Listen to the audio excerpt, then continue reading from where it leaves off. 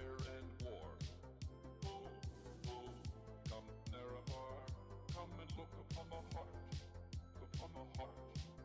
Oh, lay down your weapons, it is not too late for my mercy. Oh, oh, come and look upon the heart, upon the heart. Oh, oh, oh, I'm a god. How can you kill a god? What a grand and intoxicating innocence. I'm a god. How can you kill a god? Shame on you, sweet Nerevar. I'm a god. I'm a god. I'm a god. God. I'm a god. I'm a god. I'm a god. Cloud, the moon and star, come to me through fire and war. Oh, oh, come Nerevar, come and look upon the heart, upon the heart. Oh, lay down your weapons, it is not too late for my mercy. Oh, oh, come and look upon the heart, upon the heart. Oh, oh, oh, I'm a god. How can you kill a god? Nauos ilab. What a grand and intoxicating innocence. I'm a god. Oh, expired na pala yung ano, tinapay natin. Yeah, it's the 4th. I'm a god. I'm a god. I'm a god. God. I'm a god. I'm a god. I'm a god. No recall or intervention can work in this place. There is no escape. No recall or intervention can work. Why, you can see it? There is no escape. No, nakita mo yung CCO as in? Nasaan? There is no escape. No recall or intervention can work in this place. There is no escape. Really? Okay. God, how can you kill a god? What a grand and intoxicating innocence. I'm a god. How can you kill a god? Shame on you, sweet Nerevar. I'm a god. I'm a god. I'm a god. God. I'm a god. I'm a god. I'm a god.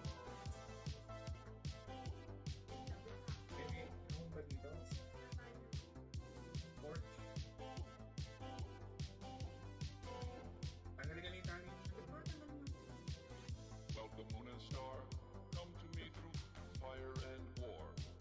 Oh, oh, come Nerevar, come and look upon the heart, upon the heart. Oh, lay down your weapons, it is not too late for my mercy. Oh, oh, come and look upon the heart, upon the heart. Oh, oh, oh, I'm a god. How can you kill a god? What a grand and intoxicating innocence. I'm a god. How can you kill a god? Shame on you, sweet Nerevar. I'm a god. I'm a god. I'm a god. God. I'm a god. I'm a god. I'm a god. Cloud, the moon and star, come to me through fire and war. Oh, oh, come Nerevar, come and look upon the heart, upon the heart. Oh, lay down your weapons, it is not too late for my mercy. Oh, oh, come and look upon the heart, upon the heart. Oh, oh, oh, I'm a god. How can you kill a god? What a grand and intoxicating innocence. I'm a god. How can you kill a god?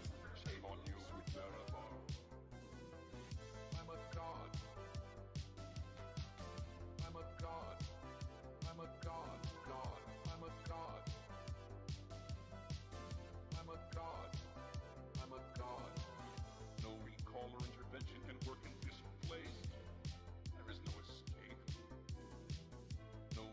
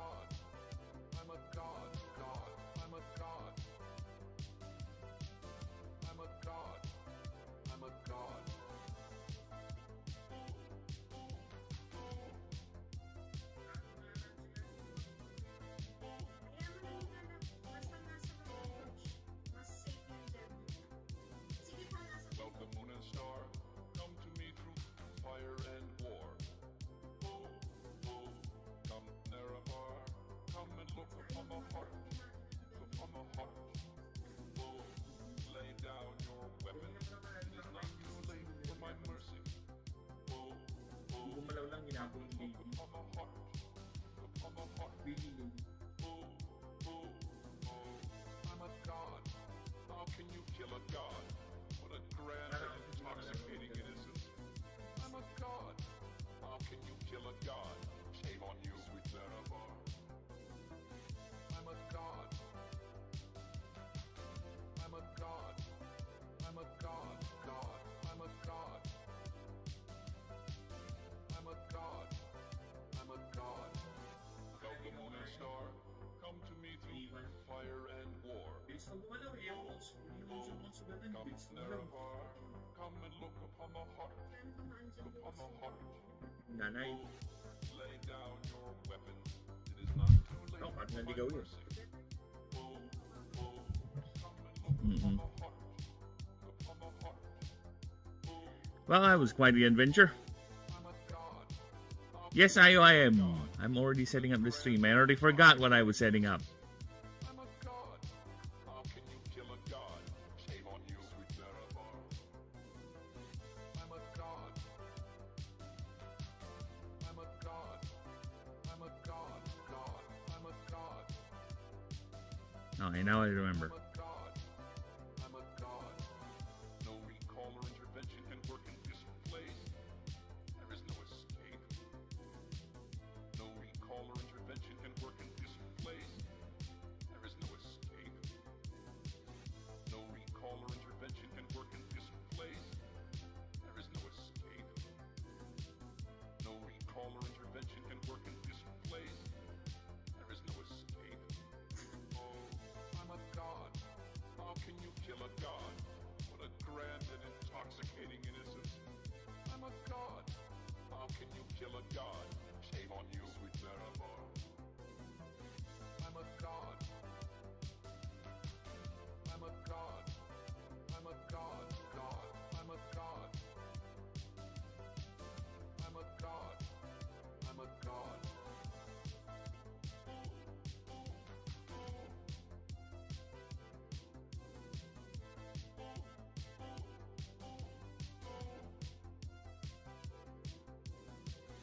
Well, the moon and star, come to me through fire and war.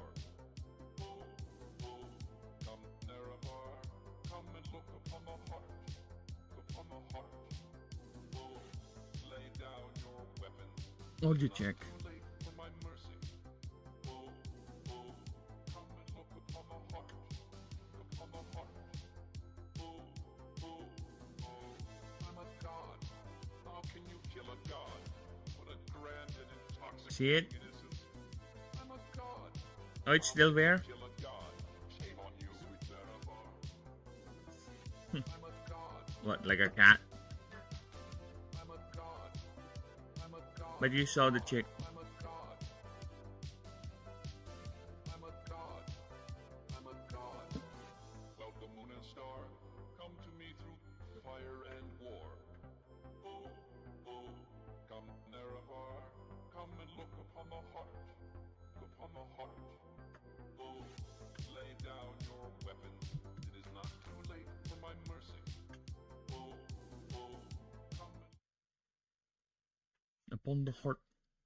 No. No. No.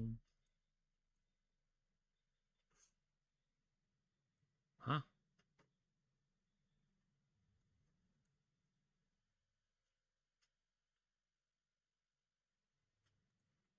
Oh. Wait, what?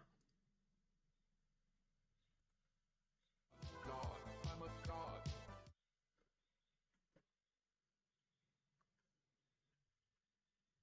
Never mind. The fuck?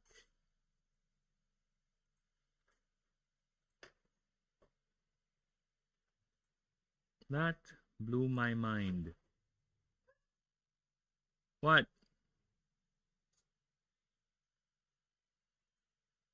Can work in this What place. lab? There is no escape. Oh. Long. I'm a god. How can you kill a god? What a grand and intoxicating innocence. I'm a god. How can you kill a a god. Shame on you, sweet Nerevar. I'm a god. I'm a god. I'm a god. God. I'm a god. I'm a god. I'm a god.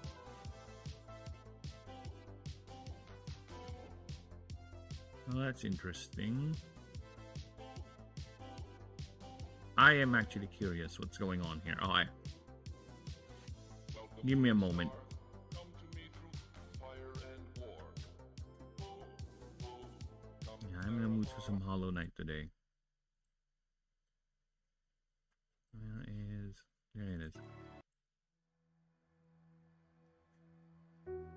Alright, I need to check some audio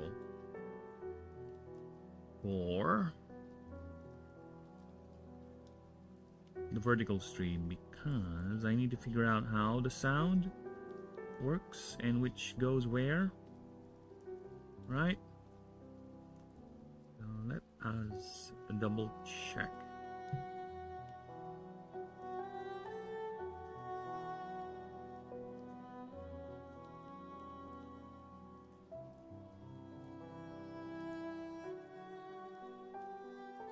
Give me a moment, because I am rather curious. I'm trying to set up something where you don't hear or rather isolate audio sources, because copyright is a bitch, and sometimes I'm in the mood to listen to music that would be considered copyrighted. So I'm trying to set up where I'm playing a music in the background, but you can't hear it, just me. And YouTube will be, or rather the stream will be picking up a different source. So yeah, I'm trying to set that up. You need to figure out how it works with vertical though, if it's the same. Because if it's the same, it should not be a problem then.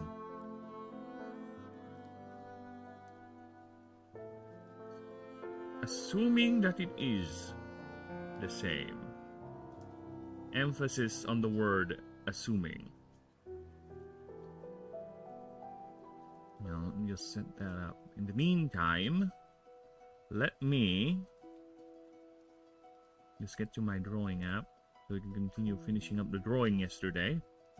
It might also be another short stream because the folks that were supposed to be cutting the tree is not yet done, so they'll be back later, so to finish the job.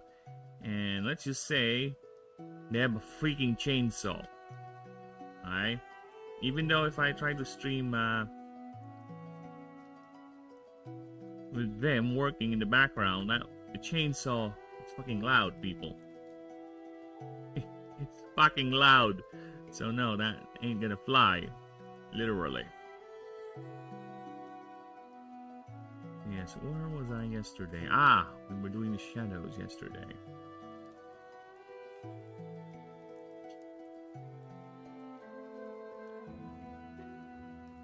Yeah, that ain't gonna fly. So, might end up making another short stream today, but we'll see.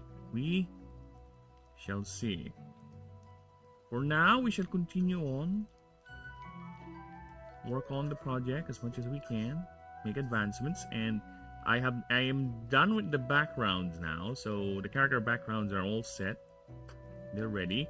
Now I'm just I've already formulated the level up tables, so we're fine with that. No problem with that anymore.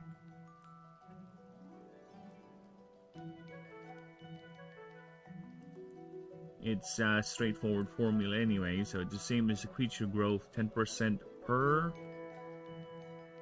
cumulative. So 500, 510, and so forth, rounded up.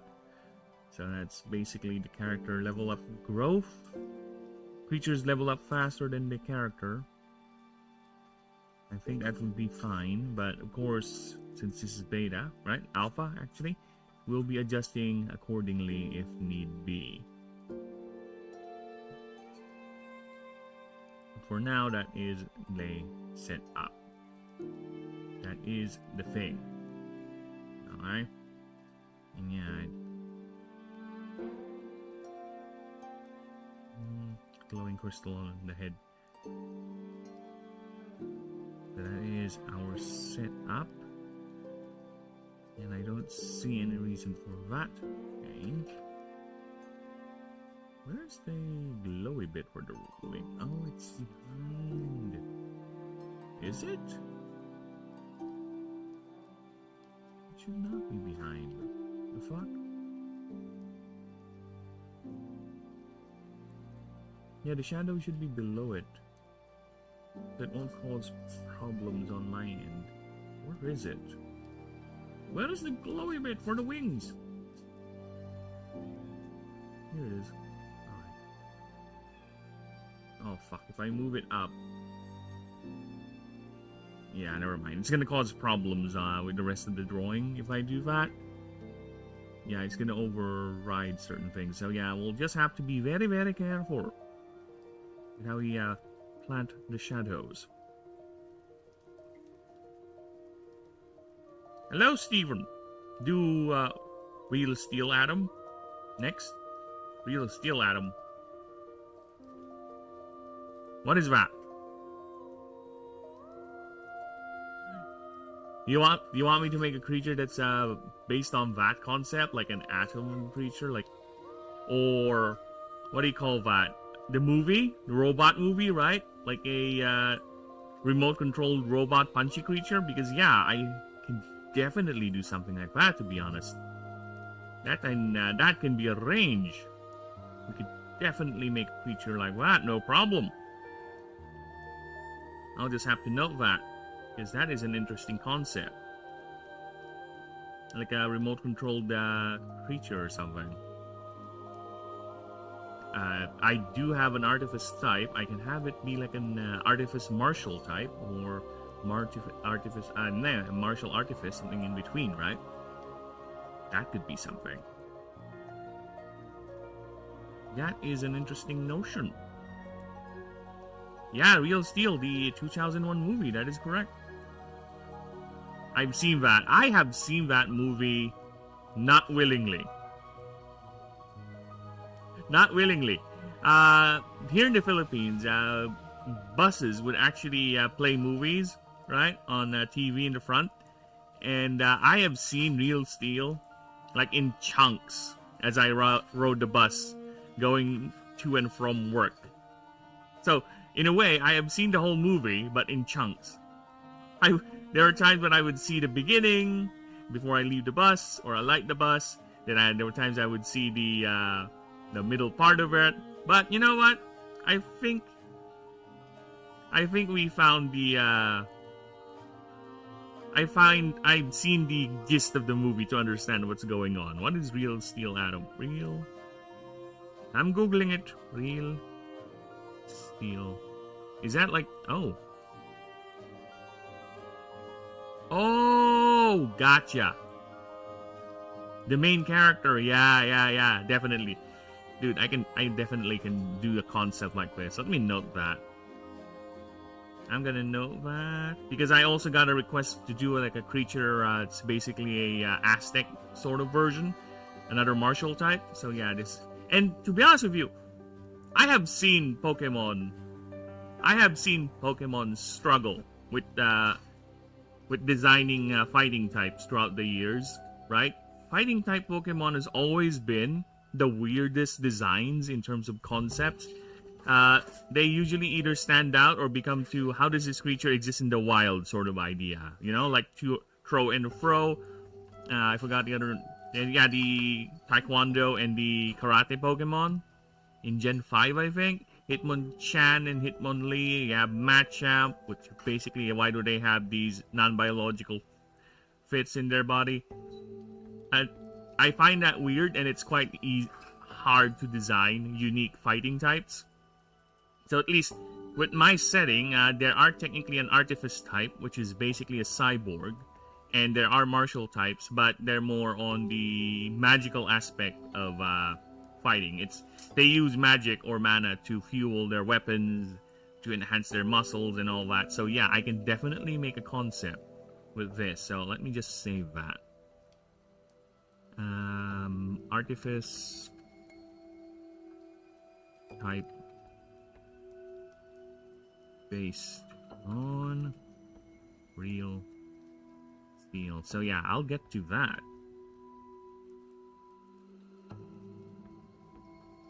Yeah, I'll get to that once I get to designing the normal creatures, right? Is that we're still doing the starters right now. Midas. Is that the guy with the many arms? Yeah, oh no, it's the final boss. If I recall correctly, the movie.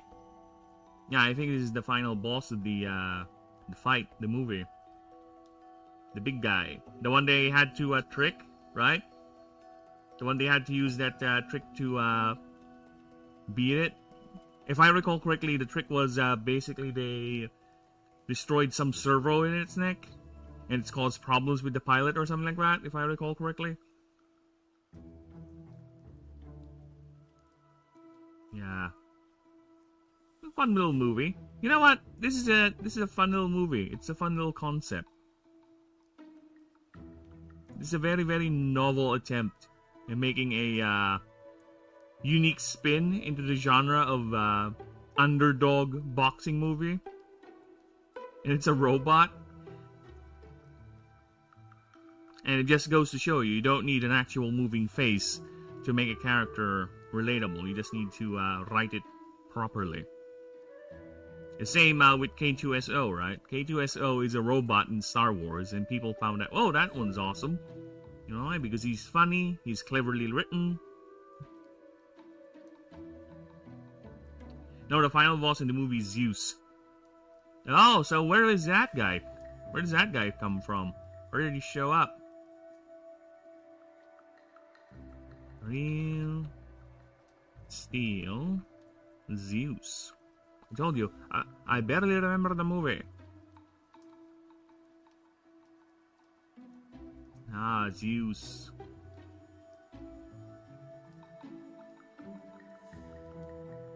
Yeah, I can do like a rivalry with that guy. With Adam and Mida. Yeah, I can do that. Like a rivalry sort of thing. They're both the same evolution line or ascension line, but they're actually rivals. We can do that. We can definitely do that. To be fair, Ashen is a genetic carnival, so a lot of the creatures that exist in this world are genetically modified animals to perform certain functions. And gladiatorial combat is a function, depending upon the request of the client, if you will. Because yeah, Ashen, the ancients would actually... That is actually one of the reasons why Ashen is a very popular world to visit. Because their clients would go there and demand all sorts of creatures to be made and manufactured based on the client's needs. Hey, I want a creature that actually can create shadows to protect me. Like it creates a mat of shadows that can travel easily back and forth as a guard creature. And I want that animal to be very, very loyal to me. Yeah, sure. Hey, I'm a dragon. I'm looking for a new body. I want to be even more powerful. Sure, just step right in. Because in the world of Ashen, genetics, or rather the ancients, have mastered genetics to a point that they see their biological bodies as nothing more than clothing to be worn and shed whenever they feel like. Explain. Noisy boy too. Noisy? Oh, you mean the kitty? Yeah, don't mind him. He's just doing kitty things. He's just being a cute little kitty cat.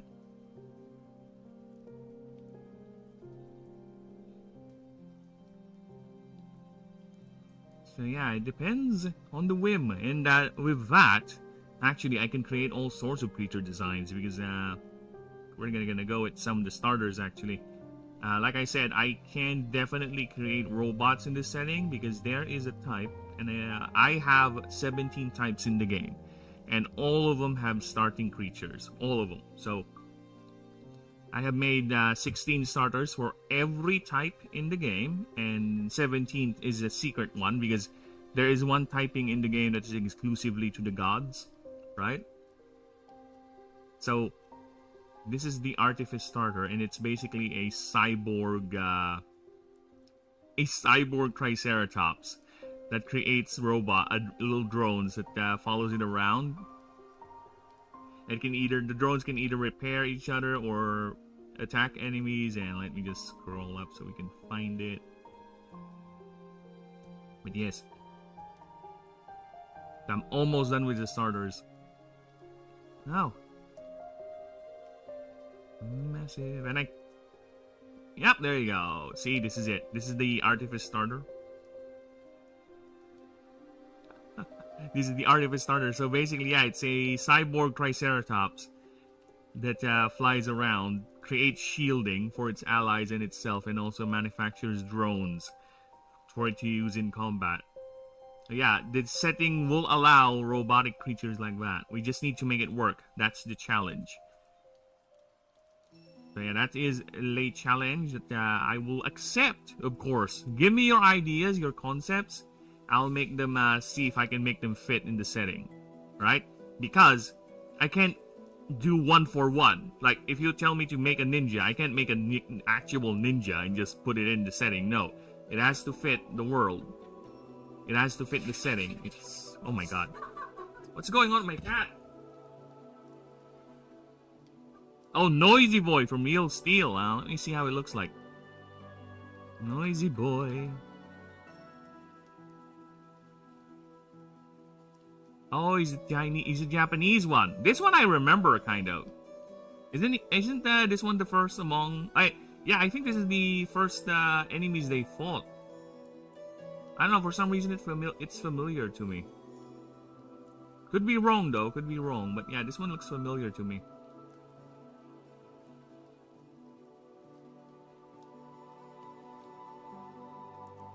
Okay, back off, my annoying little... Yes, the setting will allow certain things. To a degree, okay? But one thing is for sure, people. One thing is for sure. Well... you will not see designs that are obviously humanoid female, okay? You'll never see, if you are into Digimon, right? If you are into Digimon and all that, you will never see a creature design that's basically a human female cosplaying as a fox. No.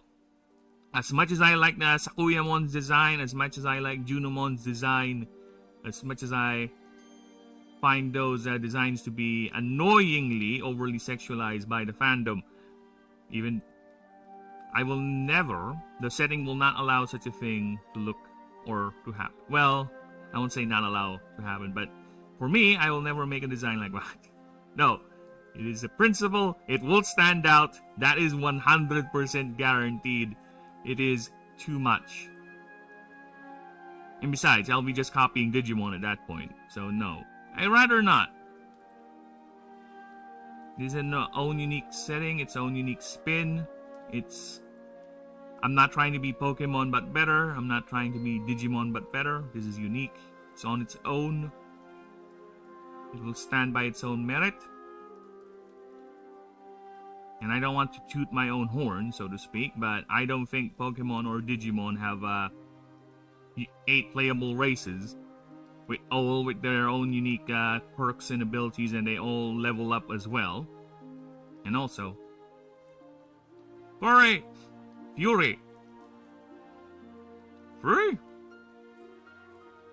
Is that another Real Steel character? I'll beat you to it. What's that? Fury. No! No, Google! No, that's not what I'm looking for. Real Steel. That's not what I'm looking for, you fuck. Well, there is no Fury. I don't know what you type. F-R-U-U-Y. I don't know what that is. Could be some sort of hidden message that I am not familiar. Forgive me, but I am old. I may not sound like it, but I am actually old. I may have an awesome voice with a bad microphone. Or maybe it's a decent microphone. I don't know. I'm not good with audio and all that. Actually, I haven't even checked my audio. I've been rambling on for God knows how long, and I forgot to check my audio. Give me a moment. Dude, that Pokemon Pocket TCG game is... I just turn it on just to collect the cards and everything, you know? I don't really play it because that game can be played auto. You just leave it running on the background while it plays itself. And even though it does that, for some reason that game just takes forever. Everything it does takes forever. Everything you do with it loads. Alright. Alright, we're fine. I can hear my voice. We're fine. That's all I need to know. Fuck off. Furry. Ah, there you go. No. Nothing. That's the thing. Jokes aside, unfortunately, whatever I design, okay, whatever creature I design, there will be people out there who would do the thing. They would Gardevoir, they would Sakuyamon, they would do that. It is an unfortunate side effect of creating a creature battler game or any actual IP. So I will not just go ahead and... Oh my god, the cat. Ah!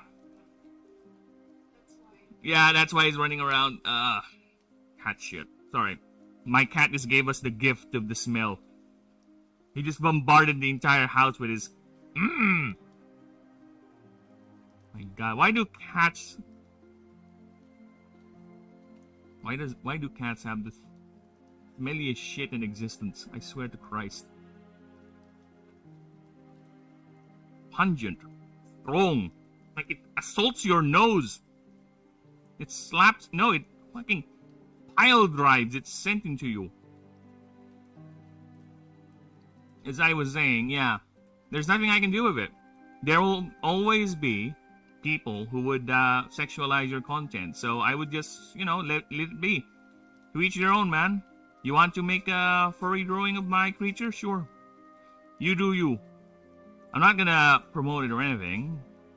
Well, not really. I'm gonna say nice job. That was a good drawing. I appreciate.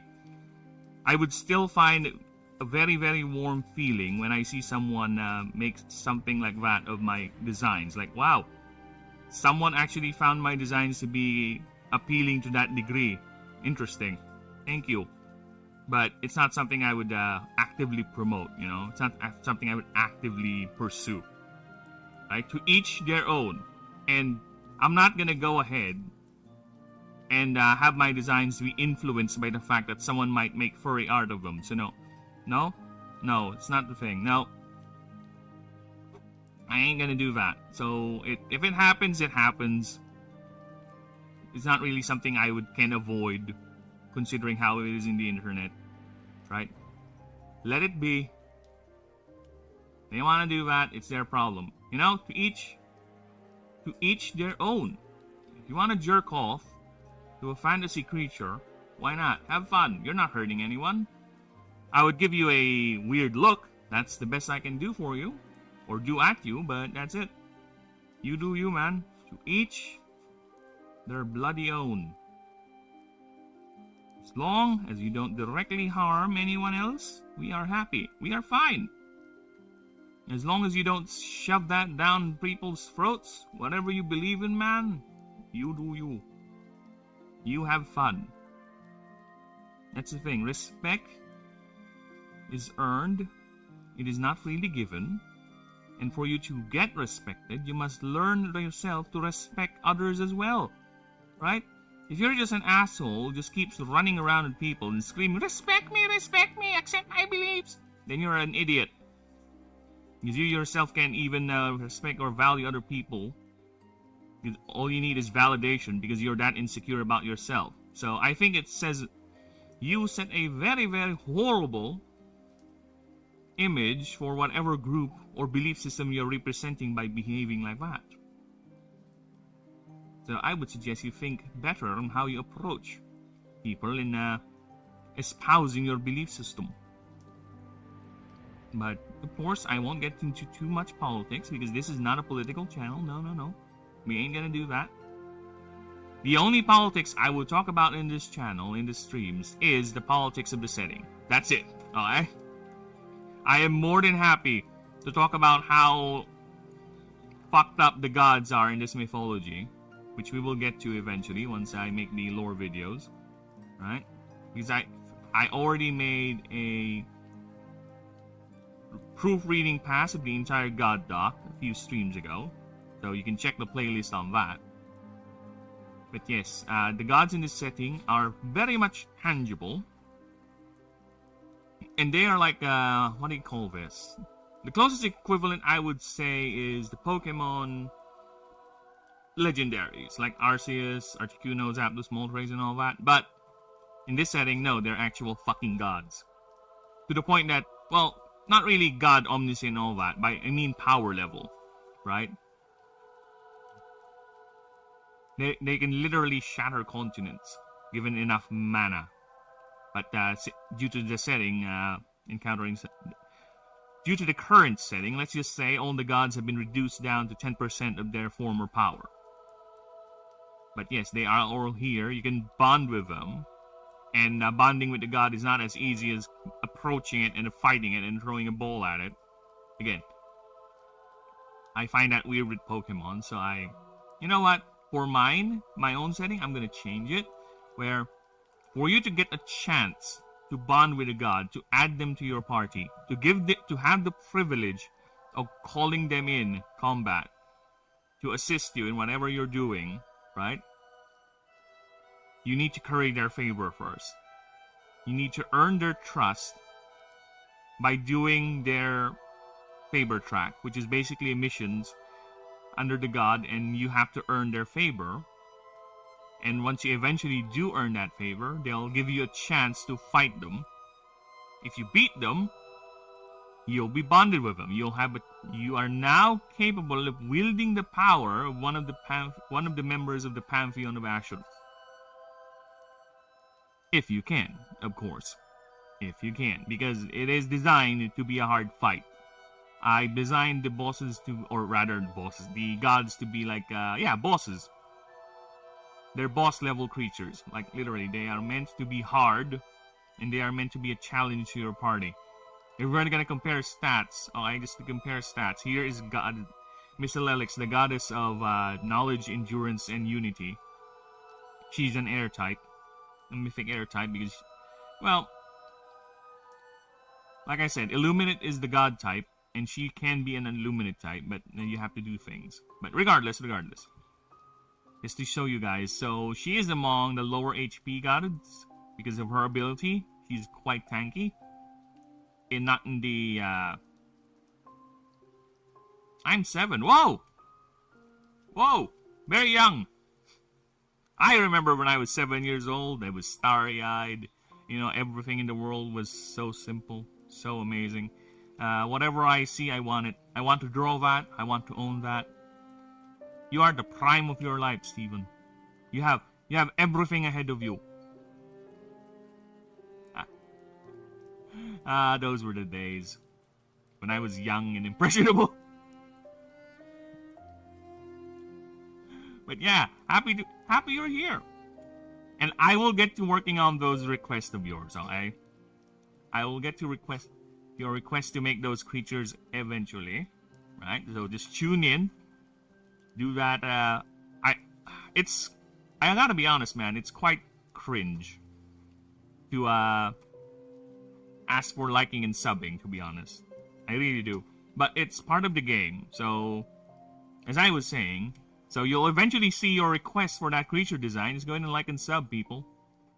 You'll never skip a beat. But yes, as I was saying, this is a god stat right here. Just look at that. Very tough, very powerful. And if we're gonna look at the ordinary creatures, just to give you guys an idea, an ordinary creature, right? Your starter would have 45 starting HP, 45 starting HP, 50 starting HP, you know, something like that. Very low. The gods start at 300, 500. Some, like Crazilis over here, starts with 3000 HP. Level 1. So yes, again, they're designed to be hard fights. They're the boss fights of the setting. Okay, and once you bond with them, you'll have fun using them, assuming you can, because the game has a way of checking power. Let's just say, if you don't have the battery to use this car, or to use this cell phone, you can't use it. You have your mana to deal with. And it determines how many creatures you can field in the battle, in field. I drew Atom from Real Steel, wow! Very nice.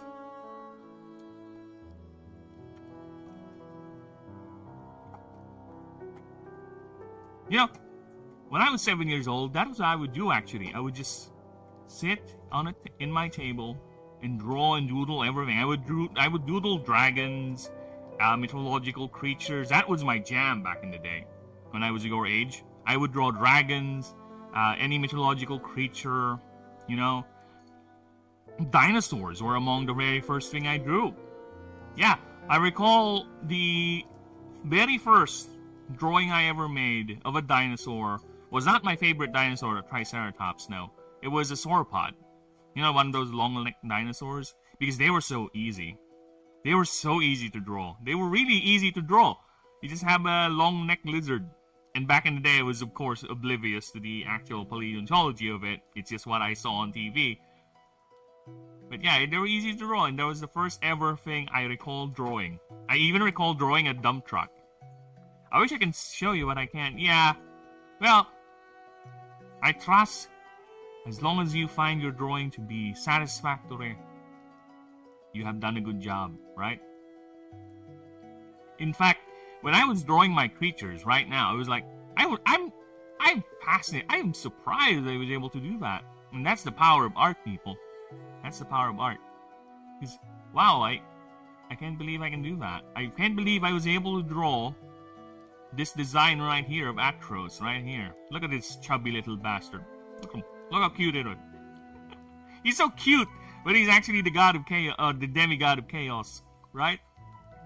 As long as you're happy.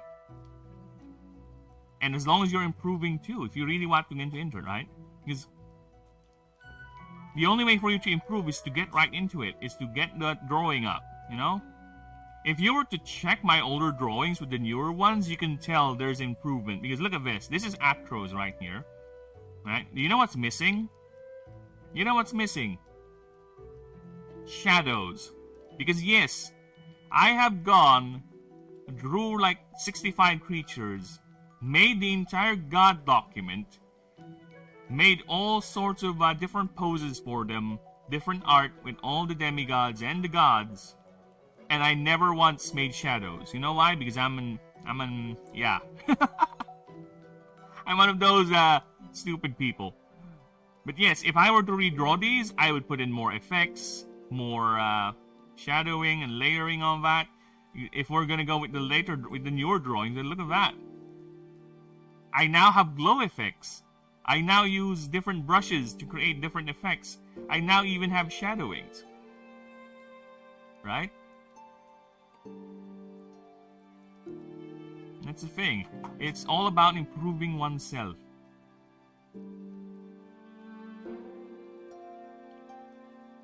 Look at that.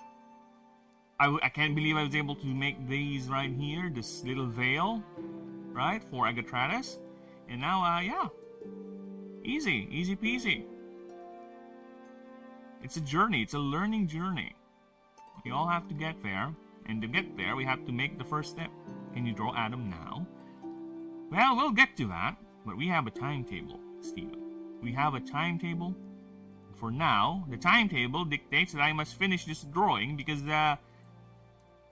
I still have one more drawing to do after this. We are working with the creature docs. And currently, my main focus is to finish this guy so I can finally move on to the last starter. And I can definitely start on working on the normal creatures. And I can definitely draw that. Yeah, so we are working. We are grinding to get that done so I can finally playtest the game also. I'll be opening up a Discord for you lot to join in so we can set up games, see who's really interested. For now, the goal is to get this up and running as quickly as I can. Because time waits for no one, and time can be quite the female dog. You know what I mean. But frighten you not, we will get to it. Patience is the key word. Patience is our watchword. Patience is the eternal test of our temperament, of our capacity. Frighten you not, we will get there, we will get there.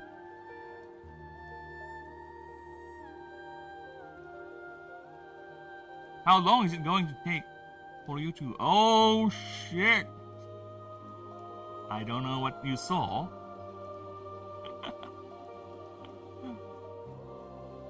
I hope it's something cool. Alright, so... trying to see, how would a light source, right? Well, it depends. It depends. Because I also have another drawing of Draco. I have, the way I set up these creature profiles, I do 2 action shots. Then I would type, see? Look at this. This is an example. So I would do 2 drawings for the creature to, what do you call that? Showcase them, right?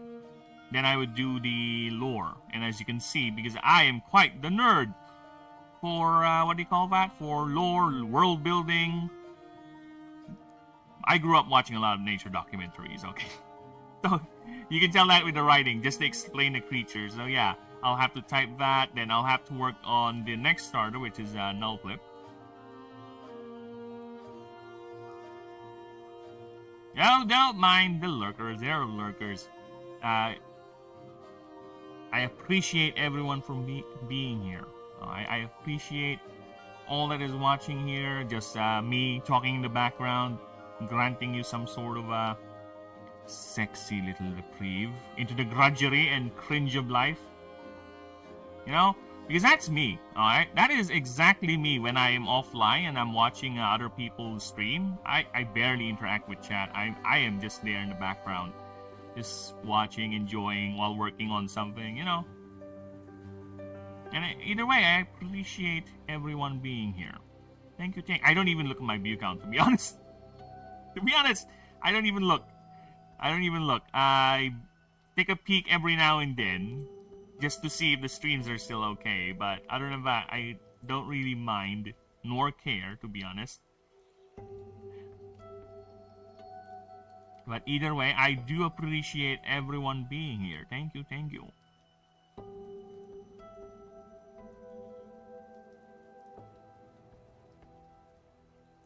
Now,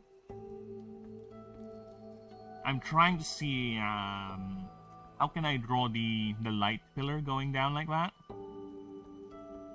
Is it just gonna be a simple grab the brush, like this? Right, and just have it shine like that?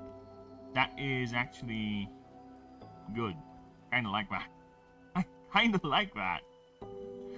I kinda freaking like that. See? Have it shine like that. And just reduce the opacity a bit. Right, so we can do that, and we can create 2 layers. Right? 2 layers of that. Copy paste, then I said copy paste you. Thank you.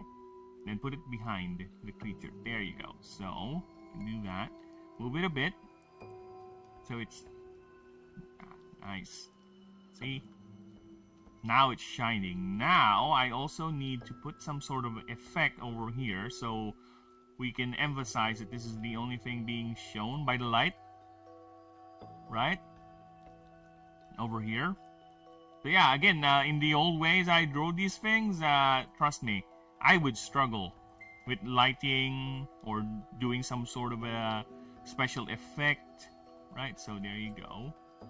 We're gonna do that. So it looks like light is actually shining on this particular area. and it's nothing but darkness. Because that's the idea. I'm not going to draw the entire Colosseum, the entire arena where they're fighting, because it's going to muddle up the drawing too much to the point that, again, this is meant to showcase the creature.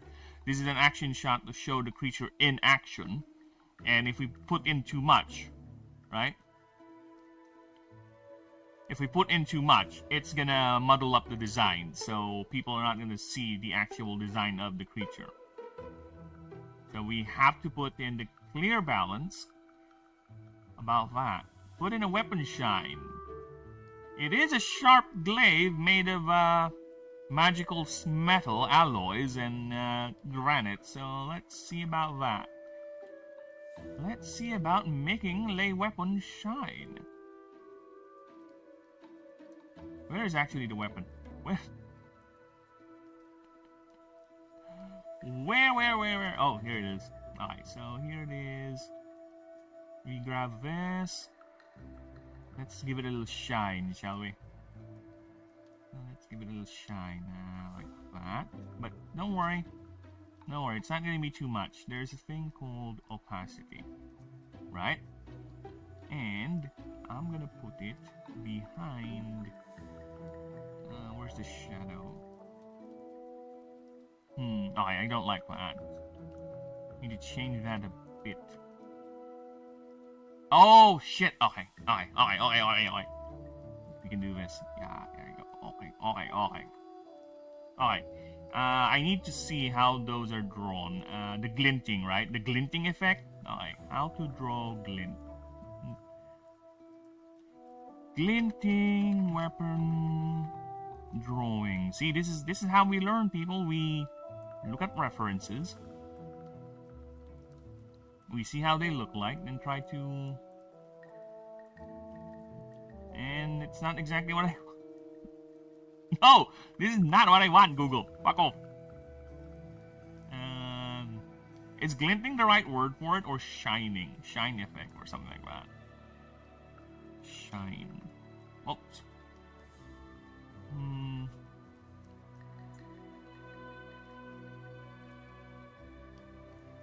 This is what I'm looking for. This, that. Okay, so let's reduce the brush. Search up real steel WRB. Oh, is that the entire wrestling circuit? I mean, the entire group. Ah, it's a mobile game.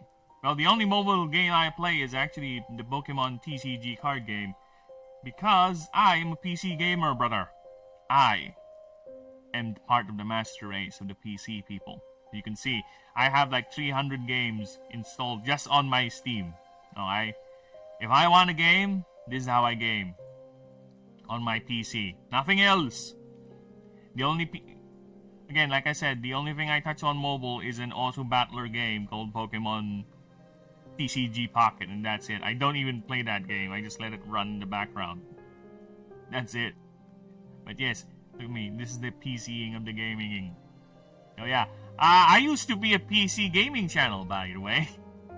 If you were to scroll back, or check the playlist, there's actual streams of me playing PC games like Mass Effect, Red Dead Redemption, Baldur's Gate, right?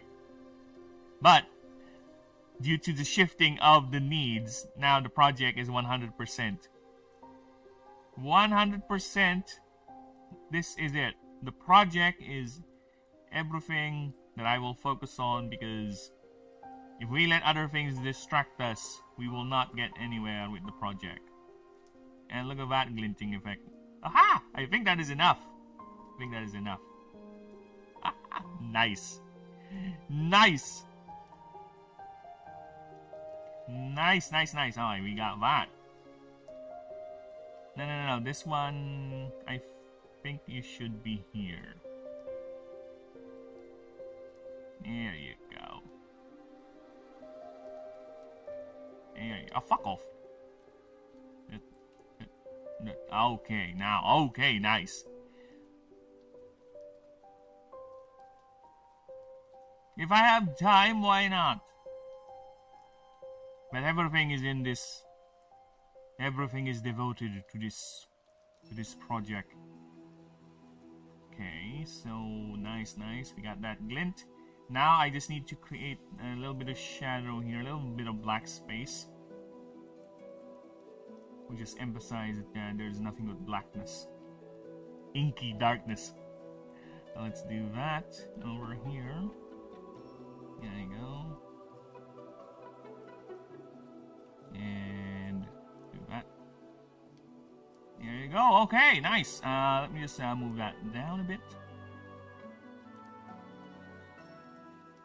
There you go. Look at that. Look at that. Actually, yeah, that is nice.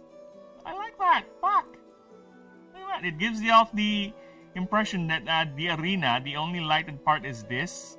So he won the fight against the Mirage, and the arena just all turned all the lights in the arena shut off, so they can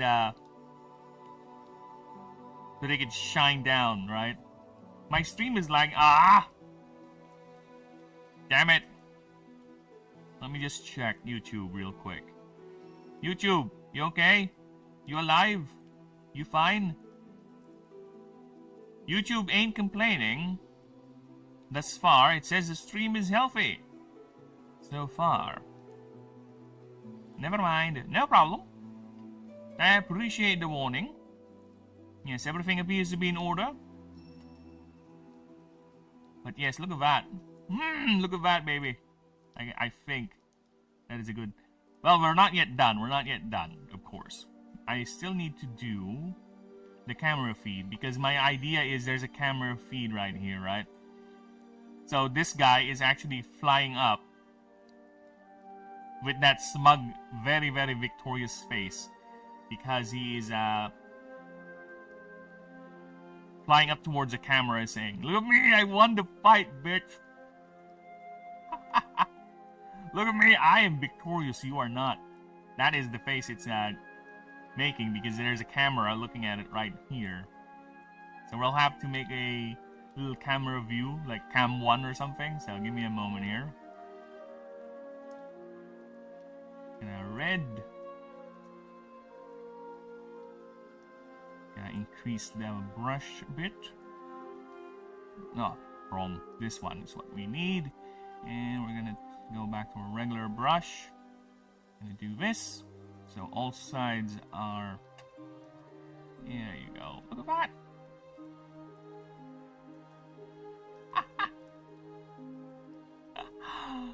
That is so nice. Okay.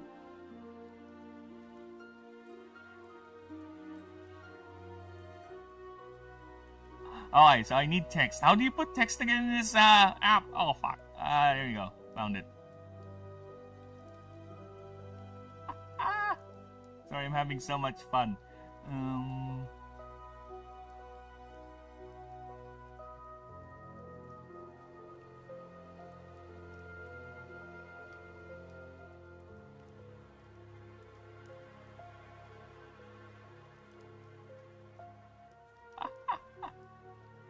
Oh, should I increase? Oh, fuck off. Get away from me.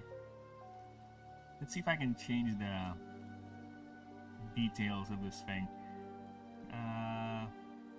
Visibility, properties. I could just make it bigger, right? No, I can make it bigger. I think it's fine. No, it's too small. It's too small. It's good now. Nice. How can I make you bigger? Sorry, I think this is the second time I tried to do this, so give me a moment. We need to figure this out. How do I edit your font, you thing? How do I edit your font? Group, select, properties,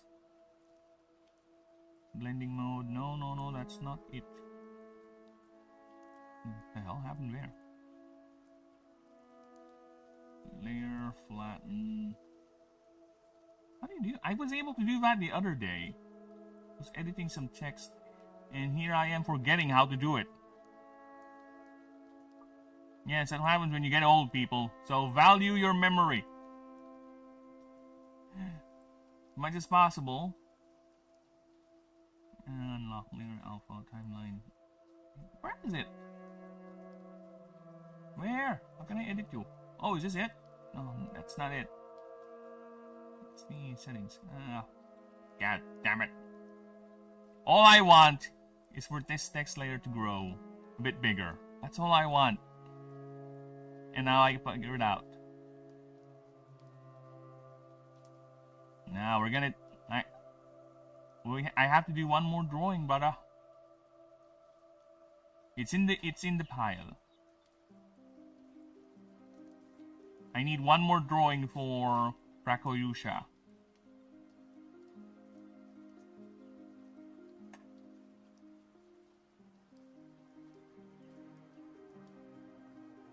Yeah, there's a chick trapped on my porch.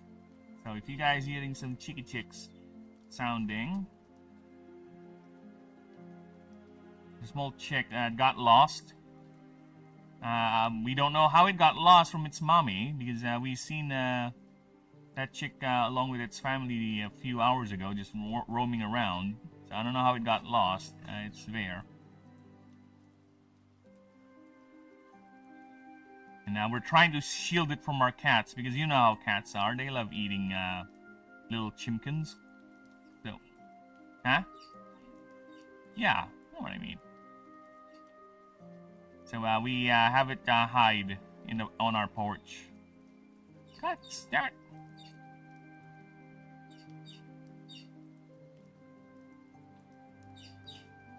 There you go.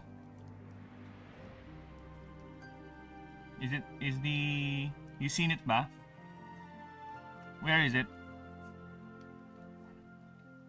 Oh, it's hiding under the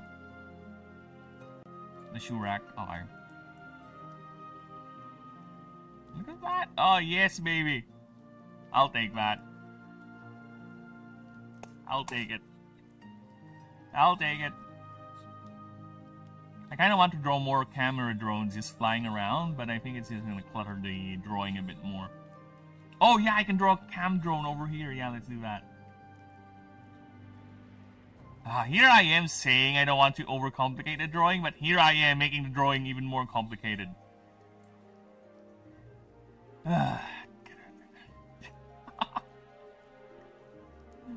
People, this is what happens when I get into the zone. It has to be small. It has to be a small little camera drone, so it doesn't. Yeah,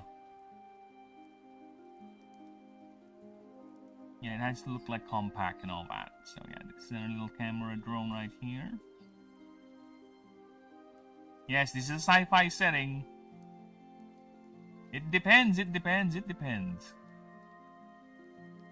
Because sometimes I would go around and look at me. I'm getting carried away now. There you go. That's the cam drone.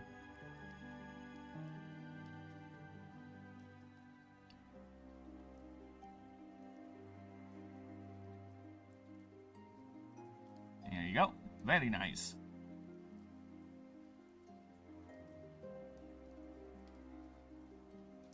Aha, look at that.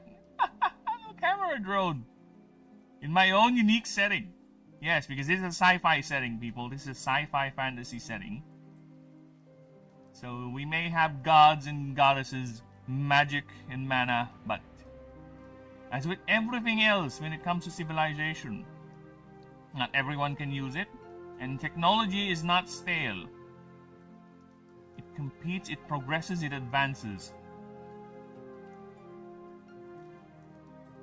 And the setting, the races that live in this setting has learned to use mana to also fuel their technology. Among those technology is this little cute little camera drone right here. Look at him.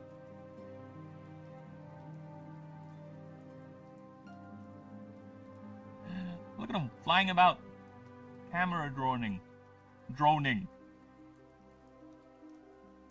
There you go.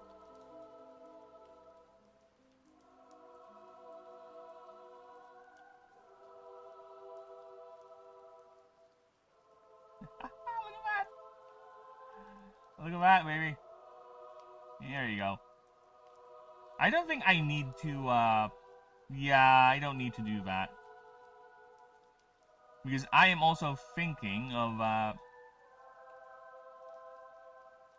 yeah, showing some sort of a light, you know, coming from the drone, but no, it's too much.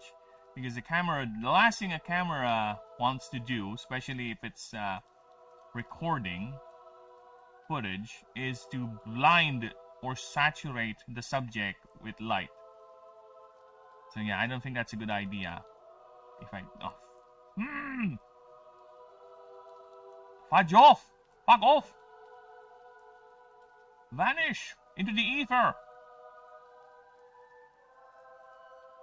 There you go.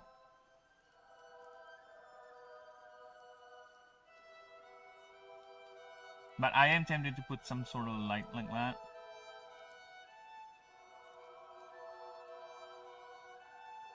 Hey, Denisium! Welcome, welcome! You just caught me the tail end of our little drawing here. And yes, I have also finished... Oh, fucking hell. I have also finished the character background, so we're good. I'm now creating the levels. Or rather, the perks, actually. I'm now at the perk system. I have a separate doc here for you. Or rather, for perks. I am now made a new folder for the new advanced or rewritten rules. So here is the last background. So there are 19 total backgrounds in the game currently. And the last background after Ranger is Maestro. Yes, Artist became Maestro. Because if I just do with Artist, it's just going to be two things. And I kind of want to expand it a bit more. So I decided to change the naming. Their name into Maestro. Right? So we have now Painter, Sculptor. That's these. Basically, you get a new resource. It's called Inspiration. And when you start the game, you get to choose how you're going to get the inspiration. Whether winning, combats, or doing random nodes, or being successful at playing the game, or being a failure. It's up to you. And each sub-option will play around on how you're going to consume your inspiration. If you're a painter, you can create a painting that you can use to copy your creature's move. If you're a sculptor, you can create a sculpture that boosts your team's, it has like an aura or something, boosts your team's effectiveness in combat. If you're a rhetoric master, you can just use it. You can outright grant modifiers to your stat checks. For combat, it depends. You can either do more heal, do more damage, or do more status effects. So yeah, that is Maestro, the last one. And the leveling gap. Okay, so here's my math currently. Oh yeah, I need to explain that. Okay, I'll get to that later. So yeah, currently it's the same as the creatures. It's the same, the level upping in the system, or the level curve in the system, the same as the creatures. It's 10% every level. So first player starts to 500 experience needed to level up to level 2. Then level 3 you get 550, so forth and so on. And this is not intentional, okay? I didn't mean this for you religious folks out there. Make a person... Inspiration gaining seems was too slow, for example. Well, that's the thing. I think it's fine, right? I need to get some games checked out, but I think it's fine because, to be honest with you, the inspiration, the things you can use inspiration for are quite too powerful. They're quite too powerful, to be honest. So I think I would not want it to be too quick.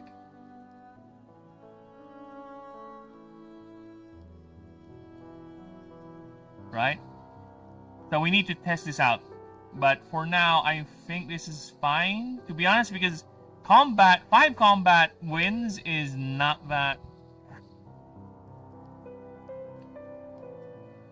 But if that's rhetorical gimmick. You think 2 is too low? Because I can just add 5. To be honest, I'm actually wrestling over 5 or 2. If you think 2 is too ineffective, I think 5 would be better, to be honest, if we're gonna do that, actually. Because, yeah, the more I think about it, I think 5 would be better.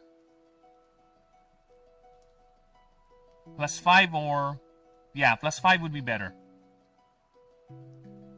Because, yeah, this is rhetoric right here. I'm looking at it yesterday. I was like, there's got to be something. There's something off with the numbers. It's either I want to add more to it, or it's too low. So, yeah. 5. We'll change it to 5. Then we'll see about adjusting these once we get to testing. But for now, I think it's justified enough. It's not that slow, because 5 combats is something you would do in-game anyway. Right? Random nodes is something you would get in the map either way. Completing missions is something you would do. And you get like more inspiration per biome for tier. Max 7, so yeah. Failure, this is the thing that makes me think about how I'm going to implement it. It's going to be fun in terms of role-playing, right? Where you purposely fail checks so you can be inspired, right? So this is the thing that interests me the most. How is it going to be? Right? How is a player who chose this is going to roleplay this? How are going to play around? So, are they really going to go ahead and just purposely fail the checks? And just eat the... You know? How are you going to balance eating all the negative effects of failing the checks and getting inspiration? So, it's either I need to lower down the failed checks to get inspiration, or I need to add more inspiration to it, because I don't want it to be too broken where a player just run around, right? Failing and getting inspiration. I think you can just easily say any one of these is a clown, to be honest. Right? But give it a clown. I'm thinking about, yeah, because anyone can do that. That's the thing. I don't want to lock it in to a specific class for now. I think, because it's interesting, right? If you're a painter who gets inspired by failing, or if you're a sculptor that gets inspired by failing, or if you're a combat master that gets inspired because you get to see how you fail, and you get the chance to improve yourself or your creature, right? So yeah, I don't like the idea of locking it to a specific class. So this is the thing. That's why I put it here, rather than locking it to a specific one. Or, not really class, sub-option for the background. So yeah, because I really find that an interesting idea. You're a painter that fails to succeed, right? You're a sculptor that fails. So yeah. Besides, I also have this. It's Ambi-Masterful. You can choose 2. 2 of these and 2 of these. But you have higher morale. You have very high morale. Like, you start off the game where everyone starts with 100 morale. You start with a 150 morale mark, so you're very high up there. You really are resilient, but you have 50% less XP received. And, I think gained. And 25% less currencies. I should clear that up. There you go.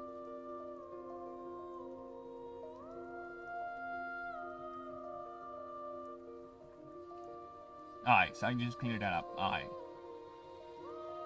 So yeah. So that is the current class. And as I was saying for the leveling up, going back to level up.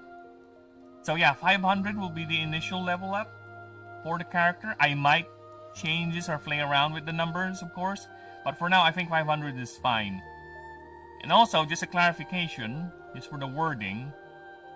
Experience both applies to you and the creature, right? If you get an experience, if it doesn't say anything specific, like you gain, or target gains, or target creature gains, whatever, this creature gains, whatever, it's gonna be everyone. if it's like a 100 XP reward for a random node, everyone gets it. Everyone. So yeah, just to clarify. So I'll have to also put something I forgot. Oh, fuck. There's a ruling here I need to put in. I'll remember that later.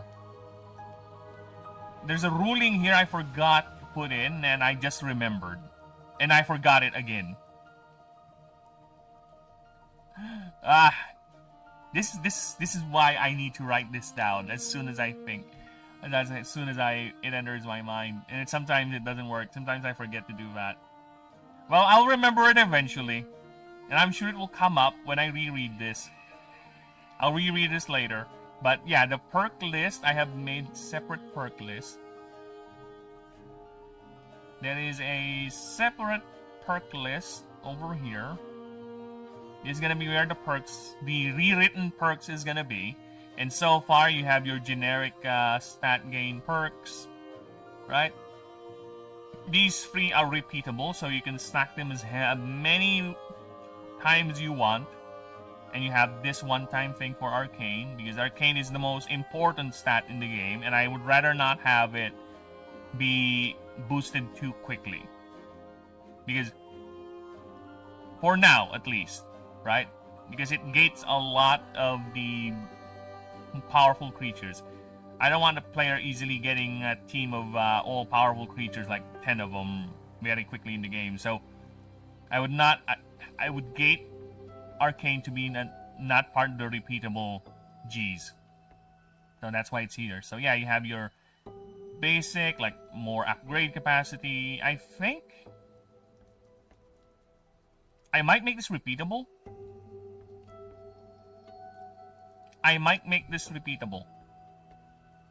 To be honest. Because it is a perk. Yeah, the more I think about it, I think I might make this repeatable. Because this is that's gonna help you customize your creatures even more. And besides, you get like 1 perk point per 5 level up. So if you really want to just keep on upgrading your creature's glyph capacity, you can just... yeah, it's not easy. You're gonna be losing a lot of flexibility with the perks if you focus down on this. So yeah, I might make these repeatable. Well, not really these, because these things boost HP and damage, but this. I might make this repeatable. Might. Oh, I'll put it in the list. No problem, Stephen. We shall put it in the list. A lot of things, along with the other shows that I need to watch, the games I want to play, and the things I need to do for the project. So yeah, you have your HP boost, you have your damage boost for specific typings. This was before, if you recall reading the notes I sent you, primary types, and I changed it to just the type. So it could be secondary, primary, it should apply. And it can stack technically. If you have a burdened creature swarmer combination, if you have both of these, it's going to be plus 20% more HP. And the same thing with damage. So I think we're fine with that. I think we're fine, because late game, I noticed that damage is not gonna one-shot anyone, to be honest. I don't see... The only way you can reliably one-shot an enemy is you can have so many creatures in your field and you outspeed it, right? And for now, I don't see that as something that can easily be done. It's possible, but it's not going to be easily done. So I think we're fine with 20% more damage versus 10% more HP. But because if you have a water and an earth type, that's 40% more damage. But then again, for you to set that up, you need to have 2 perk points. And you need to level up 2 ice, or 5. So that's 5, or feasibly you can get that bonus as early as level 10, right? You're level 5, you spend it for this. You're level 10, you spend it to this. So yeah, I think it's fine.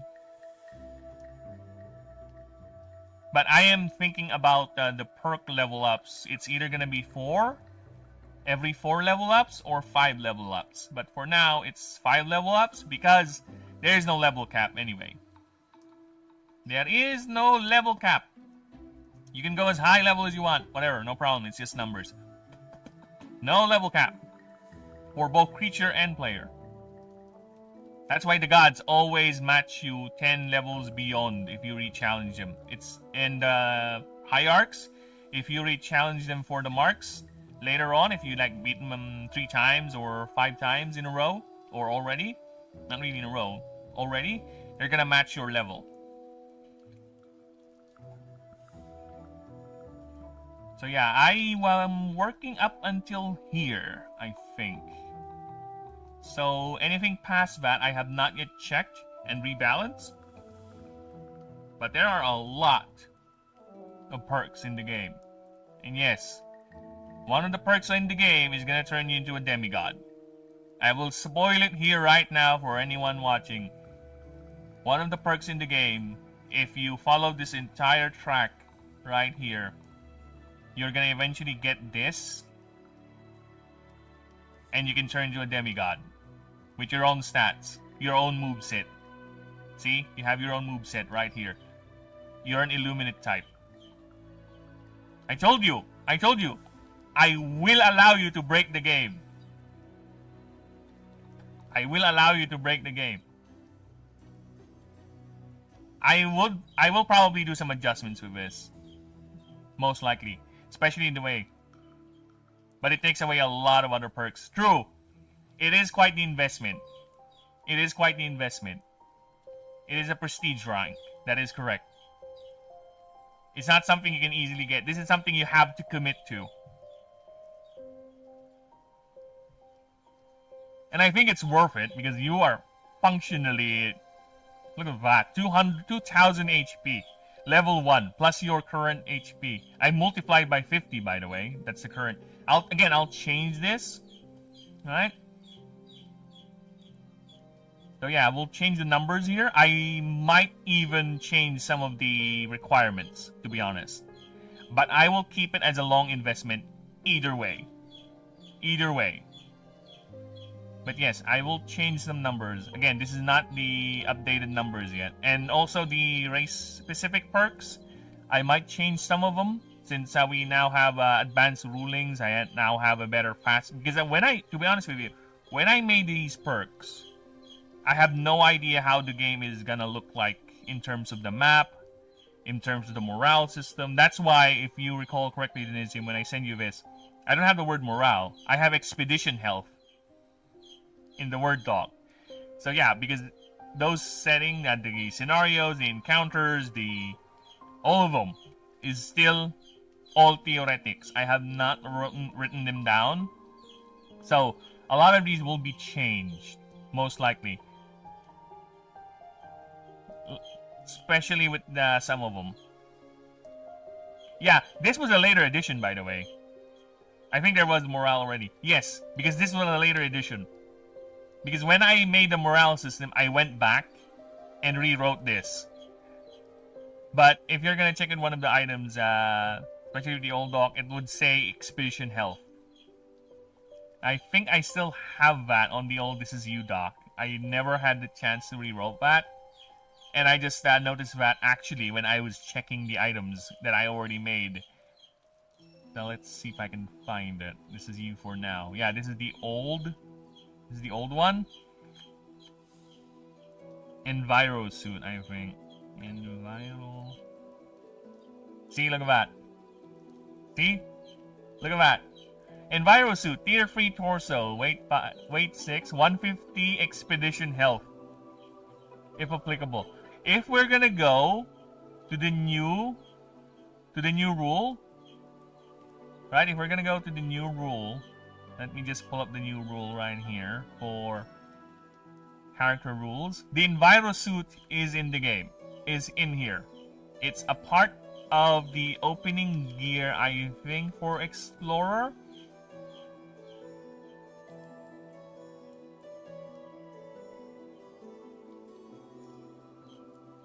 There you go. Oh, no, it's part of the Rangers. It's a Ranger Corps. It's a Ranger Order. Patroller of the Waste. Look at the difference now. See? Look at the difference. When it was plus 150 expedition health, now it's plus 150 max morale and plus 6 ingenuity. So I depowered it a bit because it's a tier 3 item and not supposed to be that powerful. It's in fact plus 6 ingenuity is already a lot. I just offset it with the weight. It's 6. It's heavy. But the plus 50 max morale, that's big. So yeah, I did modify it.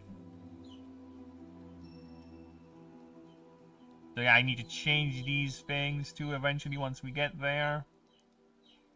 But yes, the game is, I would say, a very good alpha stage. Untested alpha. But it's fine. So yeah, we'll get to that. I'll work on that offline. Once we get to... I think after the perks, I'll make the item... Not really the item list. No, I'm not going to make the item list yet. But I might just do it offline. I don't know. But for now, I'm going to go ahead and do the proofreading pass once I'm done with the perk list and the item list. I mean the item description, at least. So once we're done with that, I'm going to pull up the stream and I'm going to fire up a stream entirely dedicated into proofreading the stats. I mean the character backgrounds and the new rules for the characters and everything. So we're going to do that.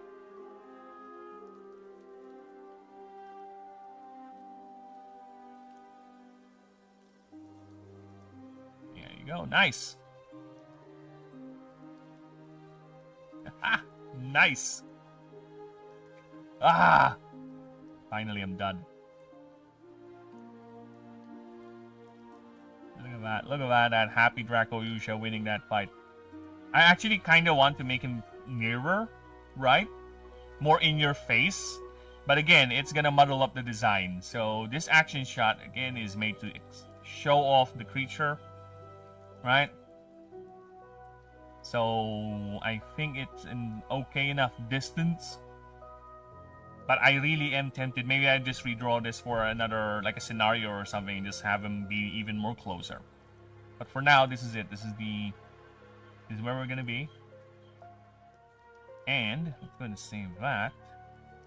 Save that as a PNG file, so we can use it in the dock. There you go. Nice, nice. And let's go ahead and start a new one. But first, I need a reference for Dark Ryusha.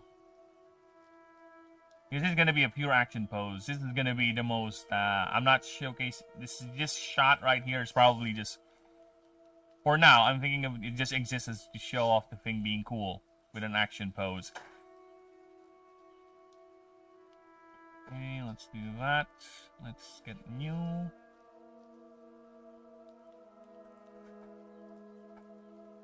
And yeah, as I was saying also earlier today, people, this might be another short stream because the guys who were supposed to cut the mango tree yesterday, let's just say they brought a chainsaw, quite loud, and it broke down. It didn't work properly. So most of the time they were trying to fix it, and it delayed their work. So they managed to take off all the branches from the trees, but the main trunk is still there. So they said they'll be coming back later, maybe in 2 hours or an hour, 2 hours from now, to finish it off, to completely finish the work. So, if they arrive, then it'll be just like yesterday. We'll have to end the stream, unfortunately, because even if I try to stream while they're working in the background, you know how fucking loud a chainsaw is, right? Fucking loud. So yeah, I don't want to stream muted. Maybe I should, right? Just a muted stream, just play the music. Just have a music play in the background while they work in the yard and just bombard me with a chainsaw. But to be honest with you, I kind of want to see the chainsaw in action. We men are simple folks, right? You show us heavy machinery, and we would flock. We would be like moths to a flame, alright? When they were working yesterday, and they had that chainsaw revved up, working, doing that, cutting the branches and all that, everyone, the neighbors, had to, yeah, the male neighbors had to get out of their houses and stand near me, watching it happen. It's like heavy machinery, man mode activate, must watch. We were just standing there bonding. The fact that we're watching someone cut trees using a chainsaw. You can't help it. There's a certain attraction to heavy machinery. For women, it's, I don't know, hot guys or makeup or whatever. But for men, give us heavy machinery, right? We're there. We're gonna look at it. The smell of gasoline wafting in my nose as they rev up the fucking thing. As I see the thing overheat with how much use it's getting. I see smoke emanating from the chainsaw as it bit through the log to the trunk or the branches, right? The sawdust literally flying in every direction as the man gradually cuts through the log or the branch, whatever, right? There's something fascinating to watch about that. And I don't want to take a picture of him, of course, because and show it to you guys. You know, no, that's too much. It's not technically doxing, but I don't want to do that, especially for people who don't really have no consent to me posting their picture online. I wish I can do it because those dudes, there's 3 of them. They don't have any. They're just wearing shirts and shorts and just slippers, alright, while using a fucking chainsaw.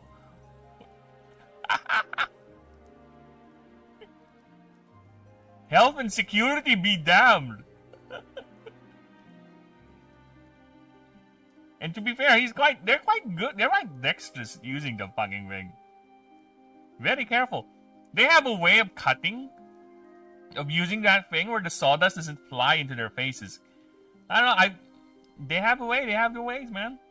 And me just standing there in the distance, getting sawdust in my face every now and then, while he's just standing there. Not once did I see him flinch or wink or anything as sawdust flies into his face. Nothing. Like, that is what you get for working with that thing for so long. The amount of like machine and man are now one. Something to that effect. Okay, so I will be back. Actually, I'm gonna grab a drink and feed the kittens because I've been talking for so long. I need to drink. Give me a few moments, people. BRB.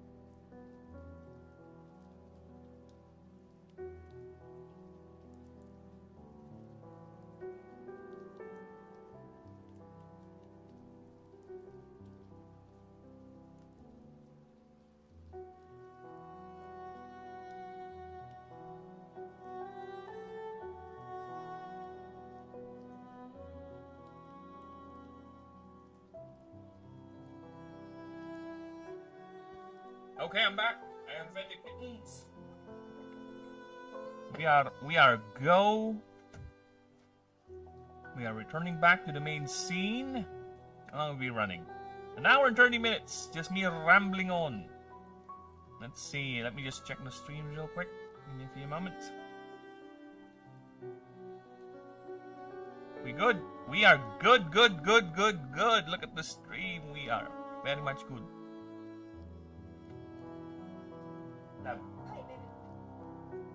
We are good. Okay. Let me just check.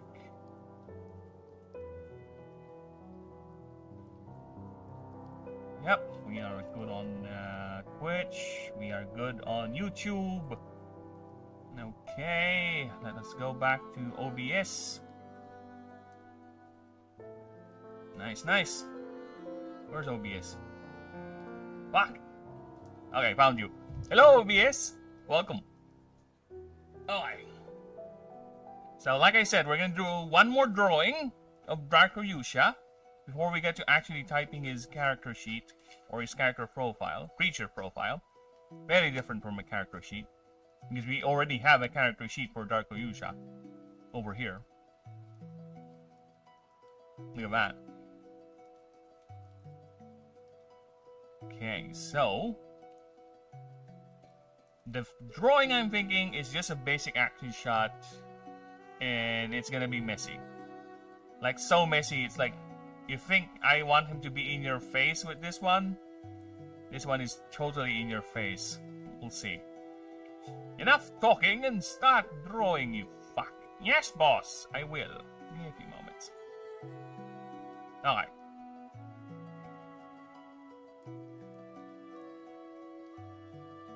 So yeah, as for level upping in the game,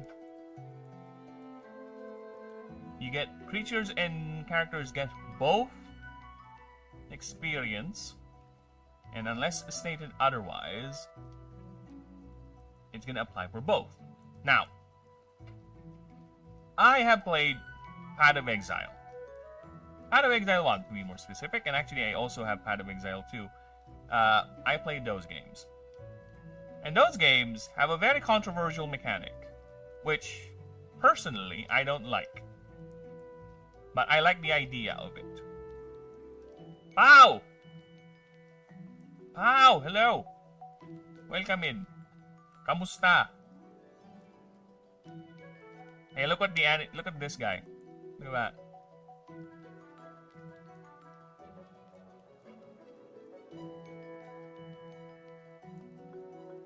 I asked for the rule book in the roles and classes. Grant me sucker. Oh, you want to... Oh, you... Quite the interesting word choice there, pal. Are you okay? Sucker? All of a sudden, you decided to expand your vocabulary there, brother. Well, the thing is, I am still working on the character rules, but I'm gonna send you the creature stats at least. Alright, so I'm gonna send you the creature stats. I'm gonna send you the Ascension doc. So I'm gonna send you one at a time, okay? We're gonna send you one at a time, so... No, I've never seen you use the word sucker, you fuck. I've never seen you use the word sucker, and I have never seen you even speak in the parlance of what do you call that? Of Elden Ring. Where is the Dine, the Dao? Okay? Not once have I heard you say that. Not once. There, I have sent you the creature doc. These are the creature rules for now. Mind you, pal, this is beta, this is alpha version. I am in the process of rewriting the rules. Okay? Well, you're too late. I already hid that Discord. It's not visible on Discord anymore, pal. I can see the Discord. I read through most of the deities. Wait. Did I send you the deity doc? Have I sent you that?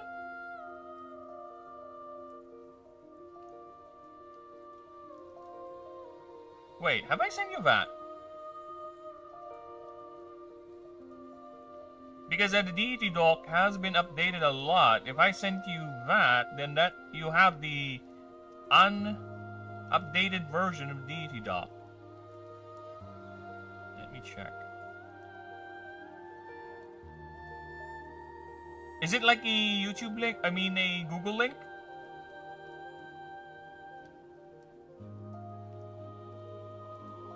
Is it like a Google link or something? Because if it were a Google link, then that's it. Then that's an updated version of the gods. Well, I can't check it right now. I'm on stream. But if it's a Google link, then yeah, then there you go. That's the updated. Then you should need to worry about that. And why are you talking on Discord? Talk on my chat so I can see that properly. You're making me grow up and down on Discord. You would have seen my real name? Eh, it's fine. Not I'm gonna dox you or anything. And fuck you, you've seen my real name too. It's fine. Well, no, not really. It's up to you. Not really an issue. Because YouTube chat is delayed. Okay. So yeah. So since you've seen the god list, comments on the god list? Anything in particular you find interesting or want to say something about what you've read so far? About the style I present the docs, the gods? Because I do love leaving mysteries.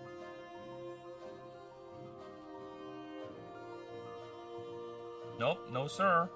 It's not as if my current Discord name is my real name. Probably. I did hear your mom call you Pow. That's all I'm gonna say.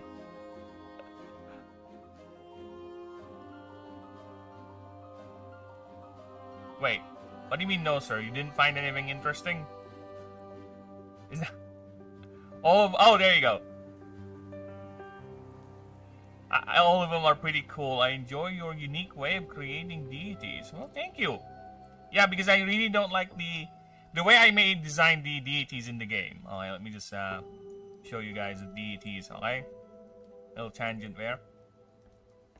So here's the Pantheon block, alright? So the way I design the gods is I really don't like even though technically they are a sentient race, the Astari and the Draconics, I don't want them to be humanoid gods. It's too boring to me. Not because I don't know how to draw humanoids, but all the gods I've seen in a lot of media is just basically a human female holding this, a male holding that. Okay? So I kind of want to make my own spin in the mythology, and my setting would allow certain things like that. So that is my main approach to making the gods. Right? And also, lucky for me, I was able to create a in-lore explanation as to why the gods, even though they are very much the same species as one another, they all look different. Because like I said, the Astari are masters of genetic manipulation to the point that wearing a different body is like wearing a different clothing. For them, biology and genetics is just another form of technology. It's something we mastered and use to whatever they need. Right? So yeah. Lucky for me I have that, and I was able to design different gods for that. Every design is very in tune to what I planned on doing. Wow, really? I am actually curious, man, what you're gonna do. Ever Sage immediately my character's voice. Dude! Dude, you got Ever Sage? Okay. Ever Sage is an interesting design concept. I'll give you a little bit of an idea how he talks, okay? Ever Sage is a fragmented god. Alright, just to give you an idea. Ever Sage is the husband of the goddess of death, Perish Gilgal. And I won't say it yet, but they had a fight. A marital spat, if you will. So she's the goddess of death, emotions, and childbirth. She in a fit of rage, shattered her husband. He shattered him into really 7 fragments currently missing. Or, no, 10 fragments, all scattered throughout the world. And those fragments are these things, the pieces of self. So, long story short, this is where he keeps his memories. Each piece of self houses certain memories that he keeps. His personalities, he keeps it here. Because it's a way of him hiding his true face. And as you can see, the way he looks, he has a mask. So you'll meet him like this, the shattered form, right? And yes, I am dead. That's how he speaks. He's very much aware he's dead. Alright? Blue Eyes White Dragon type shit. No. But as I was saying, so there are 10 pieces of himself, all scattered throughout the world. His basically your mission for him is to find himself, pieces of himself. You need to gather that, and once you gather that, he will reform into his older self. This is how he looks like before. So his gimmick actually revolves around rebuilding himself. So Ebersage is the god of deceit, peace, and trade, and he is what's the word I would go for? The way he speaks, the way I'm gonna write him, is a senile old man. He's a senile old man who's confused and seemingly aware of what's going on, but he would every now and then ramble about other things. That's how he is. But then again, he is the god of deceit. So, is he really? Is he really? That's the thing. That's why I find Eversage so fun to write, because he is a shattered god that you have to rebuild because of I won't tell anything further about why his wife decided to shatter him. But even if you, that's why when you complete him, his passive is "I am complete?" ? Right? Because he portrays himself, or rather, the way he speaks, the way he behaves, is like a senile old man that's seemingly lost and is incapable of being a very functional god of deceit. But is he really, though? I won't tell you. I won't say anything else. Because each fragment of self houses a separate aspect of him. Right? Just to give you an idea, one aspect is called insecurities. One aspect is called dreams. Right? And I think I already have a doc here. Let me just see if I can find it. Give me a few moments. So I can give you the entire name of all 10. All 10... Where's secret docs? Secret notes. Alright. All 10 aspects. Or pieces of self.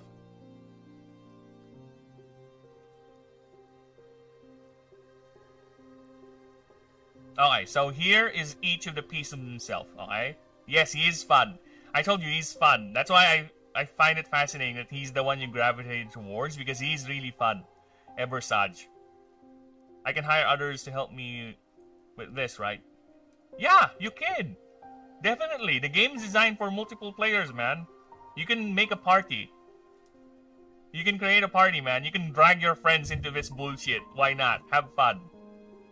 The game is will allow the game for that. That's why the game is designed for that. It's role playing. Do what you want, as much as the system will allow, and that's where we're gonna stress test it anyway, right? So here are the names of the pieces of self. So you have insecurity, dreams, anger, sorrow, love, life, nostalgia, ideas, miscellaneous. He has literally a piece of himself that houses miscellaneous memories and fancy. Told you, he's fun. He's fun. Just to give you an idea, one of the missions is you retrieving a piece of himself. So imagine the mission setup is you're gonna sneak into a museum and you're gonna retrieve the dreams. The dreams piece of self. So it's a stealth mission. You want to be stealth? Go right ahead. You want to be loud? Go right ahead, right? Go right ahead. Have fun. But the moment you get to the vault where the dream's piece of self is housed, it's no longer gonna be a stealth mission. Because once you acquire him, that piece of self is just gonna ramble on about everything, every dream, everything. He's just gonna keep on talking, and everyone in the entire museum is gonna be aware of your presence because he will not stop talking. That's one of the missions I designed for Eversage. I told you he's fun. He's a tragic, fun character to write, and he's quite challenging for me because I myself have decided to be totally unaware of him still playing the part, or if he's just playing the part of being old and senile and seemingly fractured, or not. Yes, I, the writer, I, the one who made this universe, have decided the god of deceit that is a fractured psyche, that is basically a collection of 10 different memories. I don't even know if he's actually complete.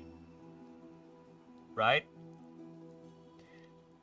I don't even know if he's actually complete if you restore him. He's just pretending that he's like that. Or it's just a long con. Because he's planning something else. Because again, he is the god of deceit. He is the spy master of the Auric dynasty. Okay? He is the...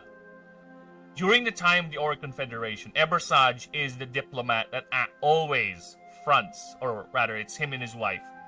He fronts people. He's the one who always deals in negotiation. And let's just say he is very hard to read.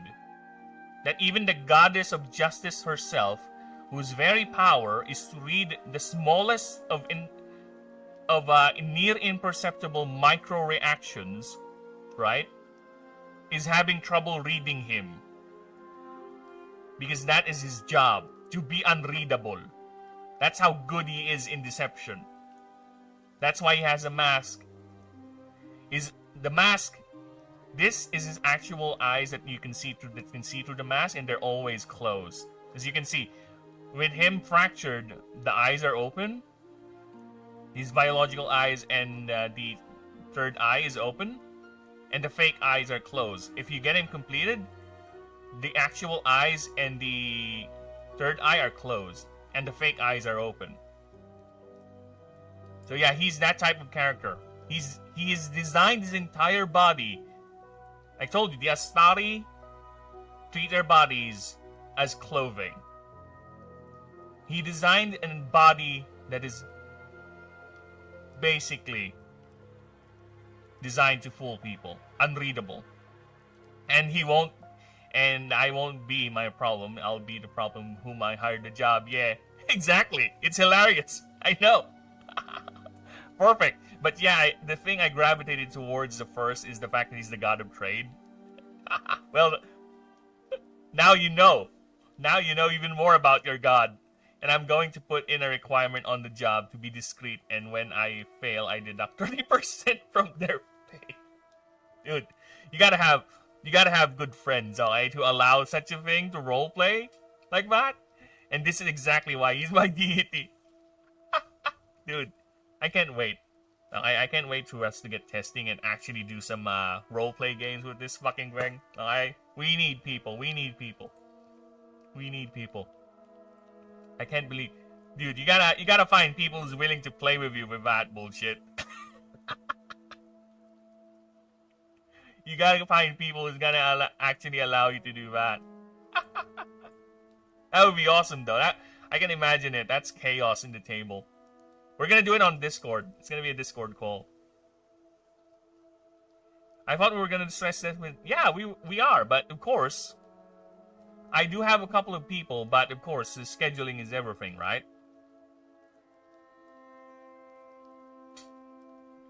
It's gonna be...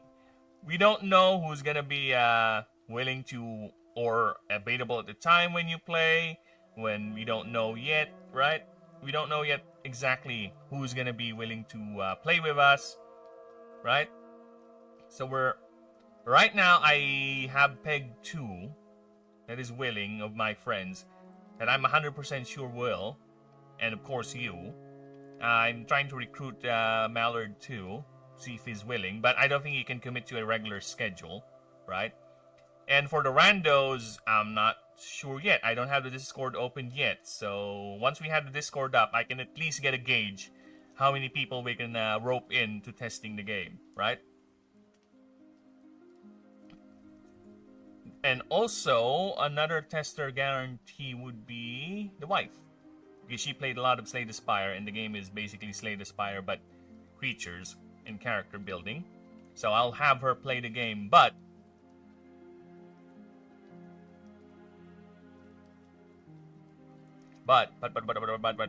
it's gonna be mostly recorded. She does not have the will and the capacity to do this live, okay? So I'm not gonna subject her for that, so that's gonna be recorded. So I suggest small session, not one that's gonna take months. Sure, no problem there. The idea is to stress test it anyway. We can just start a game, just small campaign where it's just you revolving around the Ebersage mission chain, something like that.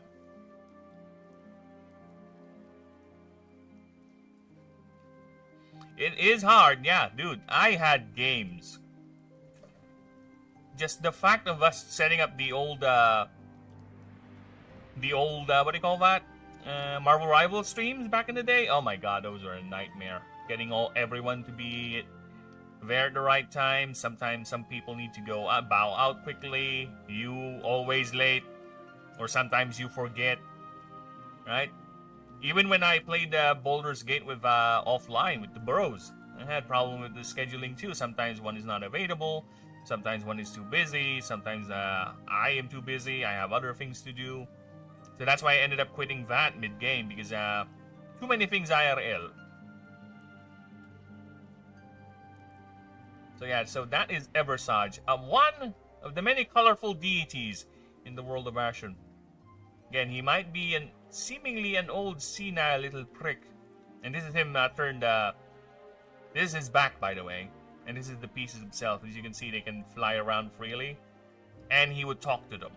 As you can see in this drawing right here, this is actually Ebersage talking to a piece of himself. So yeah, I told you, he's very crazy looking. He talks to himself via constructs of himself, which he uses to store his memories of specific things. Alright? That is him. That is Ebersage. His conversation with himself is another thing that I would find fascinating to write and roleplay, but most likely during the test games I don't have full writing, since I'm much rather focused on fine-tuning the systems and just getting the game, so it's all gonna be impromptu bullshit. And I'm not sure I'm that confident or got talent to be able to do something like that. But we'll see once we get there. But yeah, I'm very, very... He's among the characters that I really find fun to write. We'll eventually get to writing his dialogue and his behavior. Especially in the current era. Because in the old era, he was actually serious. He was very, very serious back in the old era, to the point that he just stands there looking at you. And he's much more grander, too. Much more powerful. But yeah, so... There's a couple of characters here, especially with the gods, that I really find fun once I eventually get to writing their dialogue. I'm excited to frickin' con anyone. Well, you gotta find people who's willing to be conned and tricked. Because, here's the thing, pal. Here's the thing. I would allow party-on-party violence. Yes. Even in the PC game, I will eventually create a multiplayer, just PvP arena. So yeah, I will allow party-on-party violence. So if your playmate decides, you know what, you're being an annoying little prick, let's fight. You'll have to figure a way how to get around that. I will allow it. If you are to read some of the creature move descriptions, it is already embedded on that. Okay? I did not say a lot of these moves, right? Do not say target opposing creature. A lot of these moves do not say target opposing creature, target enemy creature. A lot of these moves say this creature applies stacks damage, right? Plus 30 damage. Because yes, they can target their allies. And I don't need to say that explicitly. The moves are already out there. The moves will allow it. The moves will allow friendly fire. It's already in the game. I never said these moves cannot hit opposing allied creatures. Right? If a player doesn't like what you're doing, yeah, sure. If they want to hit you with their creature and KO yours, why not? I'll let it happen. It's not a... Oh, wait. Let me just scroll back up. I'm excited to trick and con everyone. It's not a con. It's not a con if someone outed as an enemy. It's not everything being a whole accident. Not actually at fault. The point is to make them think it's their fault and completely clean on this. You can trust me. Well, let's see how good you are in the table. Let's see how good you are in the table, brother. I am just a GM. I'm just the game master, okay? I just facilitate the world for you fuckers to play in. Okay? My job is not to tell you what to do. My job is to point you at a direction where you can do something, and it's up to you how you're gonna do it. Alright? My job is to sit there and enjoy you fuckers. Do what you want. Alright? If your party ends up killing each other just because of you being a con man, it's not my problem. Okay? Mr. Patches. So yeah. I've sent you the creature rules. If you want other rules sets, I can send you the others. Yes, I don't want to overload you, okay? Or overwhelm you with rules. So for now, I've sent you the creature rules. Read through that, and once you're done, just tell me when you want to, so I can send you the other rules. Okay? So that's what we're gonna do. Yeah, I'm both dreading and excited for that, pal.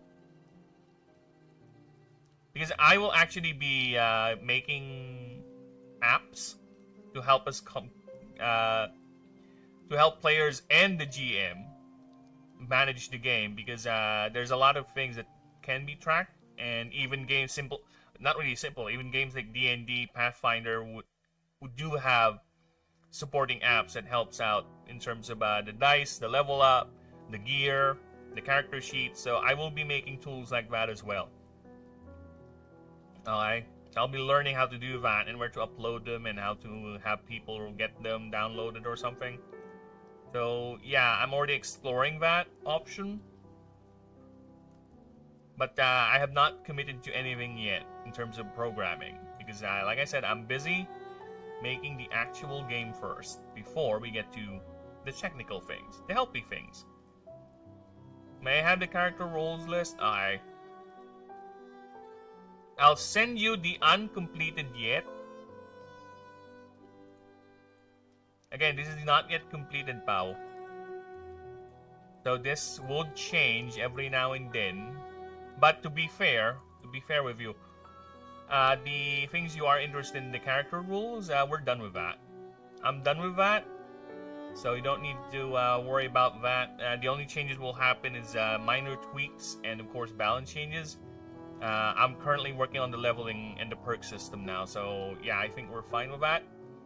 But if you want to, when I'm done with the perks, of course, I can send you the perk list too if you want to check that out. But I'm gonna send you this. I'm gonna send you... I'll read it while I'm bored in class. Wow, look at this little studious bastard. Appreciate that. Yeah, if you find anything odd or anything out of place, just go ahead and DM me. There you go. I've sent you the ongoing, still being edited character rules, okay? And I'm actually curious about what's your comment on the way I present the character blurbs? Because, let's just say I have a specific voice. Alright, this is how I write the rules. Especially when there's a flavor to it, right? I would create a voice. Everything I write has a specific voice. Okay? With the creature profile, the voice is that of a biologist. Someone who is working to create a lexicanum or a compendium of creature information. Right? That is the voice of the creature docs. For the god list, it is the in-universe voice of a secret document.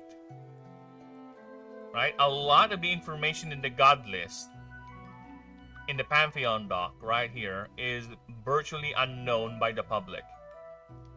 And a lot of them is third-party information because I really don't like doing the massive lore dumps and just bombarding the player or the reader, just massive lore dump, basically. I want a little twist. So for the god list, my voice here is a combination of both a archivist or some sort of imperial scholar telling you what the current knowledge for the god is, and some character backstory, right? So it doubles up as both lore, flavor, or triples up, lore, flavor, and character background.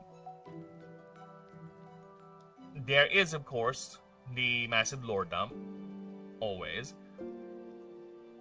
Well, sometimes, right?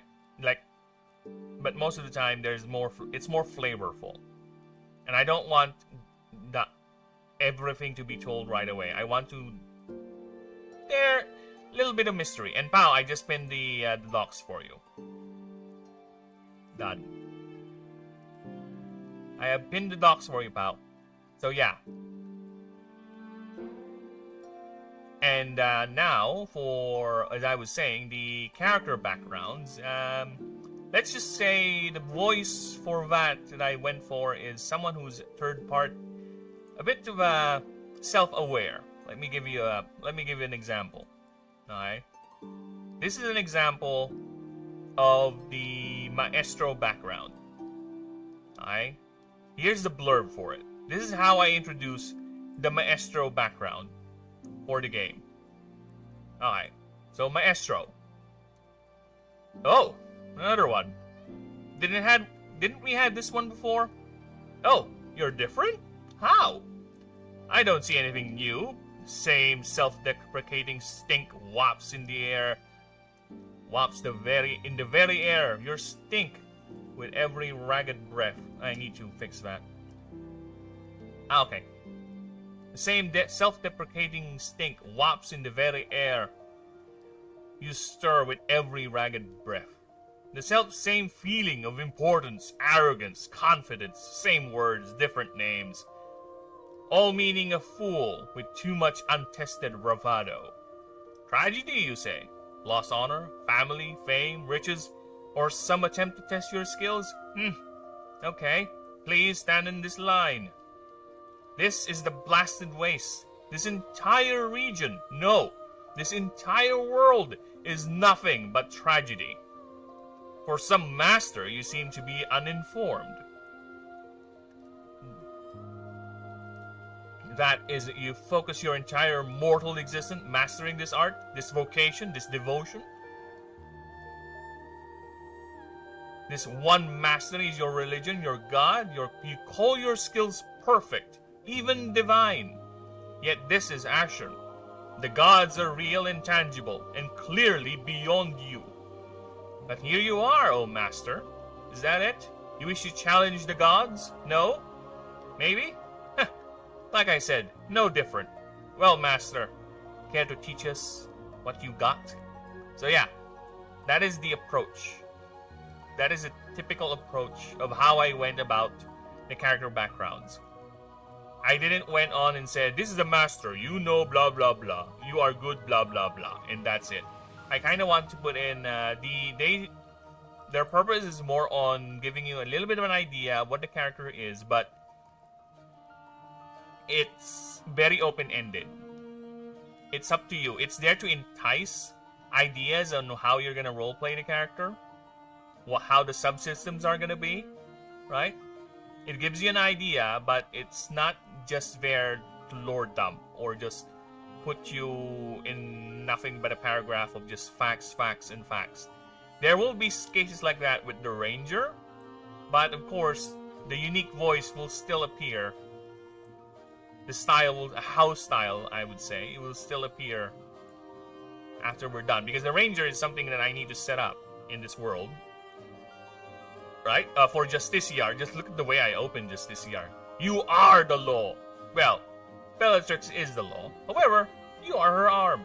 Her projection, her judgment, her retribution made manifest. So yeah, like I said, I try to make them as fun as possible and to give ideas for characters how to roleplay. That is how I did the character backgrounds. As for the Faber docs, it's written as propaganda. Remember, Pao, the talk we had about propaganda? Yeah, that's how I wrote the Faber document. But by that, I mean this. Yeah, actually, I need to move it there. Where is the Faber doc? Here, the Faber system. The Faber system, there are introductions to the gods here because this is the actual in-game rules explaining how you curry favor with the gods and which gods are available for you to curry favor from, right? So here's what you're gonna get per god rank, and there's a little blurb. So basically, once you start the game, and you're asked to choose a patron god, this is what you're gonna be presented as. And if you read carefully the the Pantheon document, some of the information here is going to be mismatching or is contradicting the Faber doc. You know why? Because like I said, this was written in the voice of someone who is actively trying to recruit you into the temple or into the religion of this god, into believing that this god is something you should devote yourself to. And this is the in-world voice. So this is what the mortal races believe or see in that god. It's not exactly what they are. This is what the mortals see in that god. So yeah, so some of them will be contradicting the ones in the Faber doc. Some of them will be totally different. Like I said, contradicting. Yeah, same thing. Some of them are brutally honest, like Erytalix and Craciles. But yeah, these are again designed to recruit you. And of course, some of them, well, actually all of them would have new things as well. A little bit of world building, because I do love world building. So yeah, that's how I go about writing these rules, especially the ones that are meant to double up as lore as well. But if it's like the explanation and the power or a rule like stats, what are they? I would just leave it as is. Just explain the fucking thing. Get it over with. There you go. Now we're back to drawing. Yeah. No one wants to read a massive document who's basically just bombarding you with walls of text. At least I kind of want to put a little spin to it, you know? Just flex the creative writing muscle a bit. I want to be a little flavor about it. So, at least when you read the rules, or when you get to the rule, it's not straight up just that. Okay.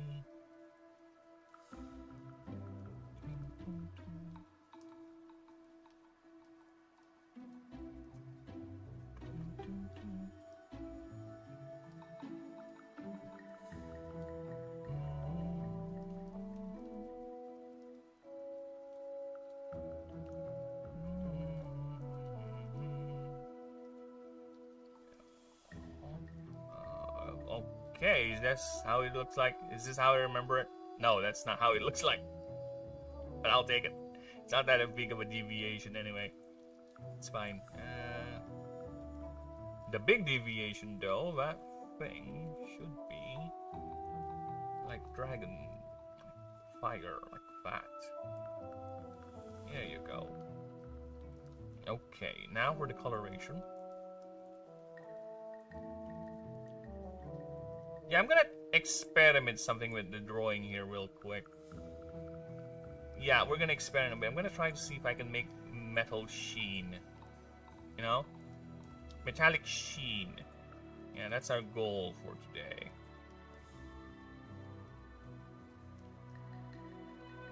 Let's see about that.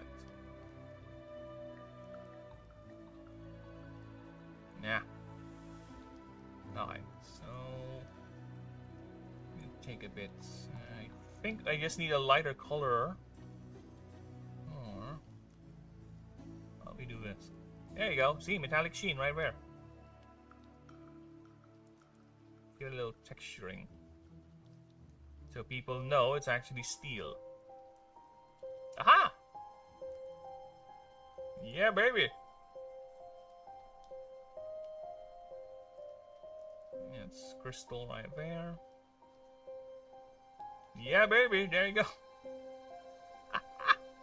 Oh my god, I am so learning hard. Look, Mom, I'm learning. Okay, so... And it's 20 minutes before 7 a.m. here. And I should be expecting the logger boys, the mango people, to be arriving anytime soon. Because they did say this is the time I should be expecting them to be coming back.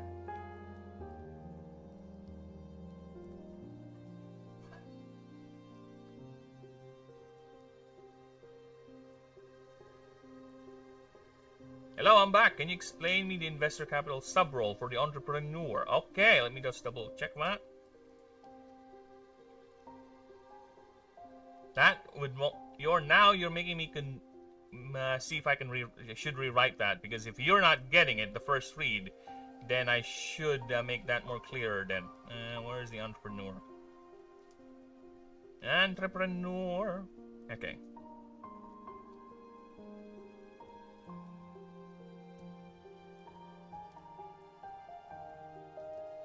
Where is entrepreneur? Okay, here you go. Investor capital. 3 wits, of course, plus on top of your base stat. You start with 10,000 currency, so 10,000 monies.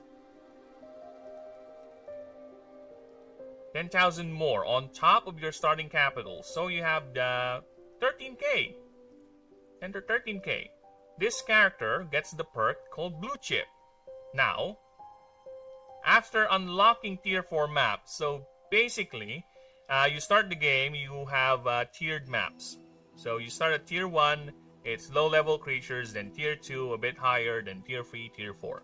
So once you get to tier 4 rank maps, you will be prompted. There you go. See, that's the word we're looking for. There you go. You will be reminded by your investors that you were given money. So you must pay a dividend of 15k. You are indebted to your investors for 15k. And you can pay as many and how much as you want with the minimum of 500 currencies per run. So every run you have to make a payment with a minimum of 500. Okay? When you get this paid off, when you get this... Why is this? Yep, we need to proofread that. Thanks, pal. When you paid this off... Oh, actually it's correct. Paid this off, you can get another loan. So you may get another loan. So you can loan again from your investors 10k maximum. Right? 10k maximum monies, and you are prompted to again ask for to make the payment after 5 runs. So you have 5 turns to enjoy that 10k currency money that you loaned from your investors again, and once after that, you will be prompted to pay that debt again, and after you pay that debt again, you can loan again if you want. What if I can't pay off? You have to. You have to. You will go on the negatives, pal. The game will auto-deduct the money, regardless of how much you have. If you can't pay, then I will auto-deduct 500. And if you don't have 500, you're gonna keep on getting 500. Negative, negative, negative, negative, negative, negative, negative. You can't let it ride because money is locked in your bank account. And as per the laws of the planet, of the Auric Confederation, a debt must be paid, and this is the agreement of the contract. So you will be auto-deducted that money. And it does not care if you have account. You will be indebted. You will earn negative. If you don't have 500 in your bank minimum, you will be indebted. Caught a bit of your stream. When do you usually go live? Can I have your stream time and tune in next time? Let's chill about on Discord. Peachy Paws, waiting for a request. No problem. I don't have any Discord. Well, I do have a Discord. What I mean is I don't have a Discord yet. Discord channel. But I will send you a request, no problem. Sure, why not? No, the IRS. Yes, it's pretty much that. It's called investor capital, okay? You are contractually bound by your investors. Your investors gave you money. You can loan anytime you want from your investors, but you have to follow that. You are an entrepreneur, okay? You are not a rogue. You are legally bound by your contract. This is the advantage of the setting being a sci-fi setting. Okay? This is the advantage of the setting being in a sci-fi world where technically currencies can be solid or liquid assets that is placed in a server or in a bank. Yes, it's very high risk, high reward. You gotta understand, pal, the way I do the designs for most, actually, of these is there's always a reward and there's always a risk. It's about you, the player, knowing how to balance it both. That's the thing. You as the player, you need to know how to balance both the risk and the reward for it. It's all about risk management. That's what I learned playing a lot of games like Slay the Spire and Diablo,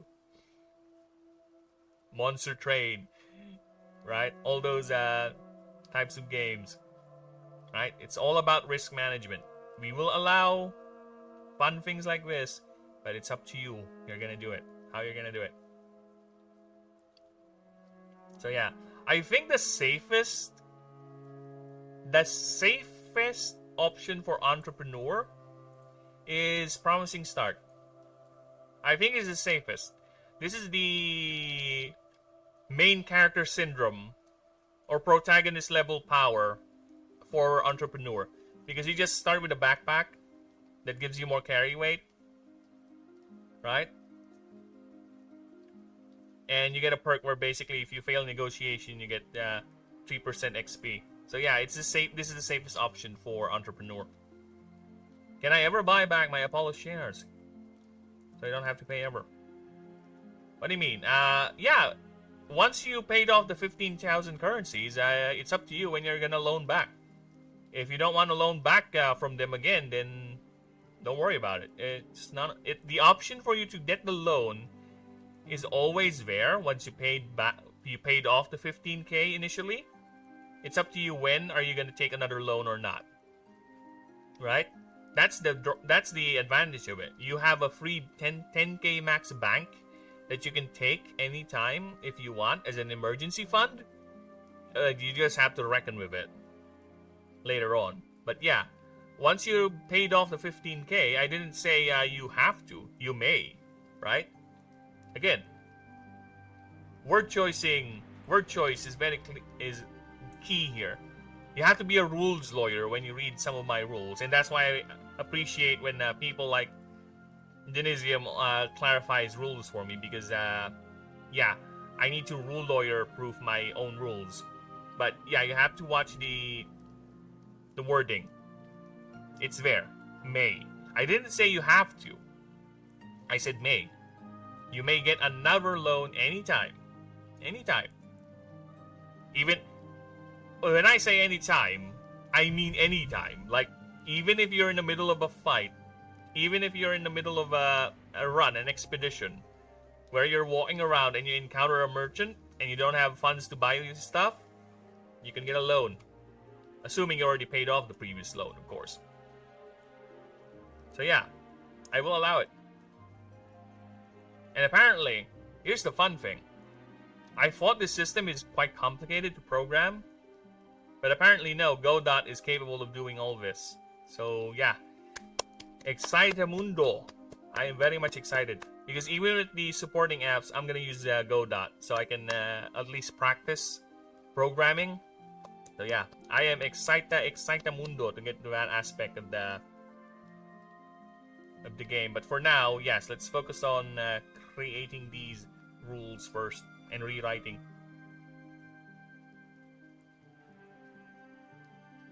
So yeah, you gotta rule lawyers. You gotta put on your rule lawyer real quick. Okay, real quick. Can I have a summary of how the game fully goes? Alright. So, currently, there are two ways to play the game. I envision two ways. One is the expeditions mode.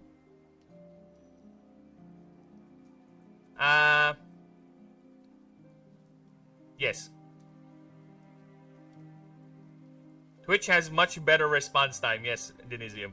I think you said it's like 30 seconds for YouTube, and on Twitch it's like 6 seconds or something. So yeah, much better response time on Twitch. It's quicker now. Quicker there. And okay, as to answer Pao's questions, we will be testing the game, because there is the overworld version of the game, but for now we will be testing the game with the expeditions mode. So the expeditions mode is you'll be playing the game in the Blasted Waste up here. And let's just say, long story short, the Blasted Waste is a place where nothing makes sense. Where deserts can be next to seas, and seas can be next to boiling mountains, and all of a sudden the crust will disappear and it'll be nothing but floating islands. That's how it is in the Blasted Waste. It's not a fixed biome. It's not a fixed map. It's random every time you go in, and it changes near close to every day. So, what you do when you start up the game,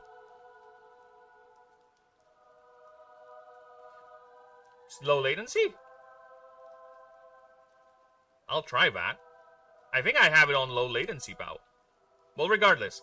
So, when you start the game, you get your character, you pick your starter, you get everything you need.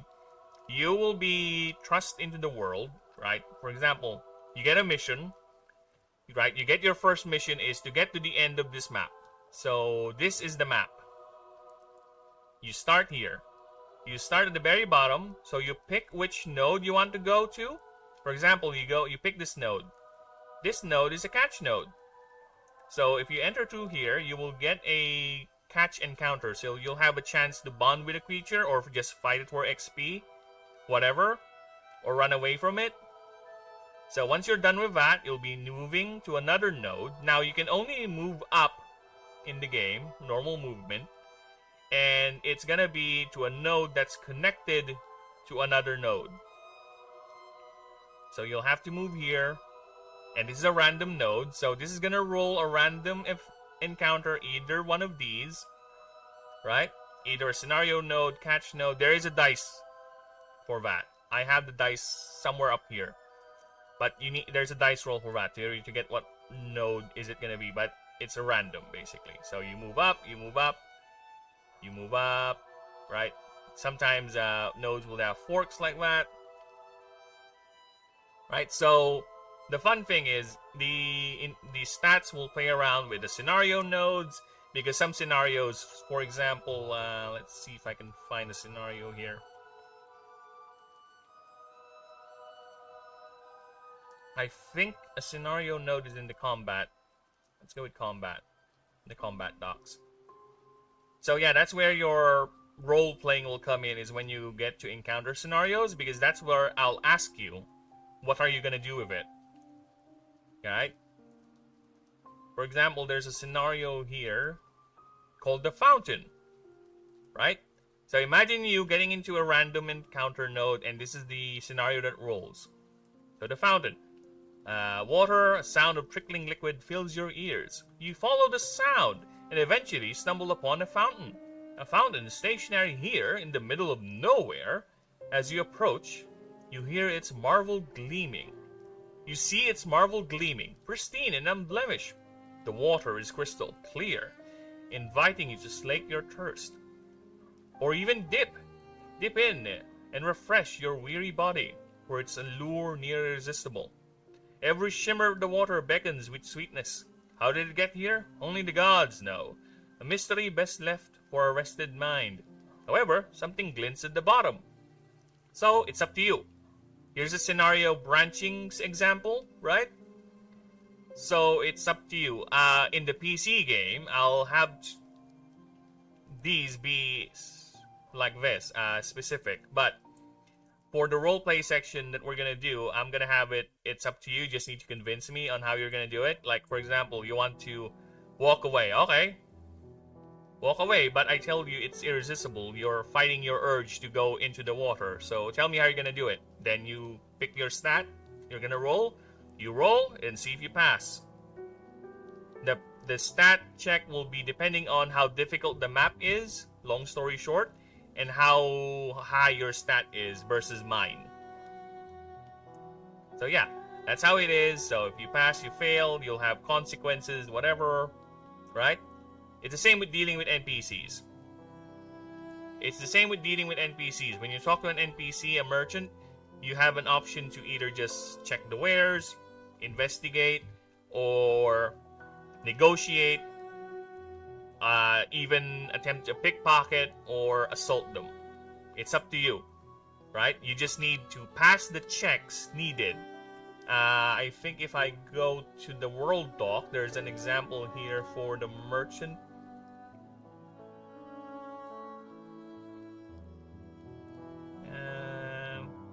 Oh, here's the dice roll for the...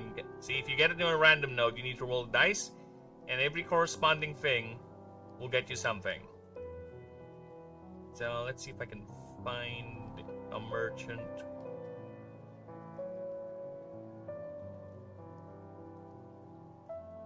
Yeah, either way. So basically, that's what happens. You encounter a merchant, you encounter an NPC, you're given options, or you tell me how you handle the merchant or the NPC. If you want to fight, to run away. Again, actions have consequences. If you want to pickpocket, sure, just make sure by the next town you pass a crime check. Otherwise, you're gonna get penalized for committing the crime. So yeah, it's all about, at least the tabletop version, it's all about how you do it, but it's hard to program that in the PC version.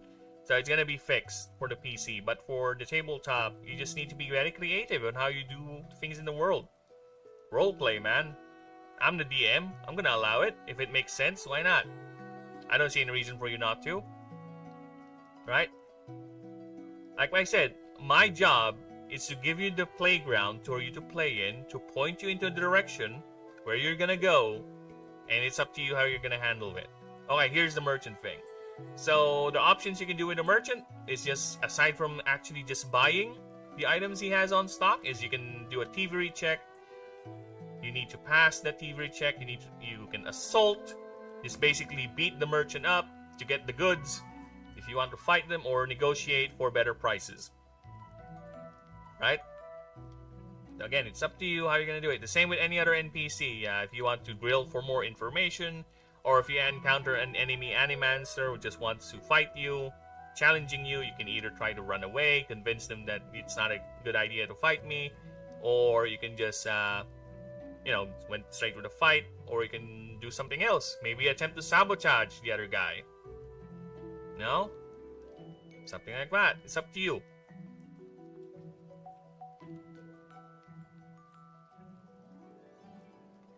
So how's that, pal? Did I give you a good idea how the game flows? Is that long-winded answer satisfactory to you? Assuming you're still here and have not been swallowed up by your class. Wait, Pao's class? Nah, that's impossible. He plays Elden Ring. He doesn't have class. Got it. Yeah, it's not rigid. Very good. I'm glad that you found my answer to be satisfactory.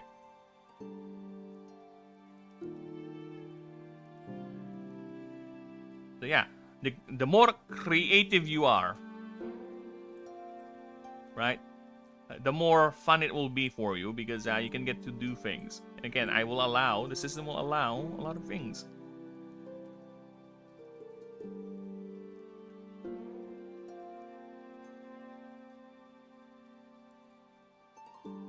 Ay, pal, I'm gonna do the anime mouth again, you fuck. Yeah, I'm gonna do the anime mouth again. Oh, not really, because this one is on a very serious face. He's not in a tournament.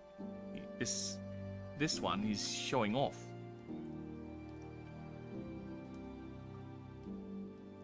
So yeah, that's why I said you better get people who is willing to play with your bullshit, Mr. Conman.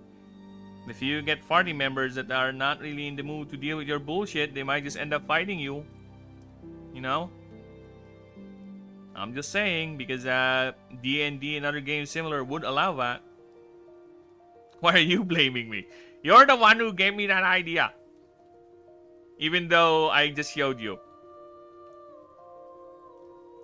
You're the one who said, yeah, go ahead, use it for the other drawings. Like, okay. Okay. Now I have moral grounds to use this technique. I have been given yes by an anime draw guy. By a member of the Goon Squad.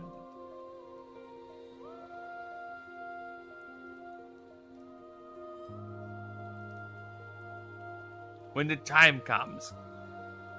You know, I'm gonna quote Illidan. For people who don't know who Illidan is, he has a very famous line in the Warcraft universe. Right?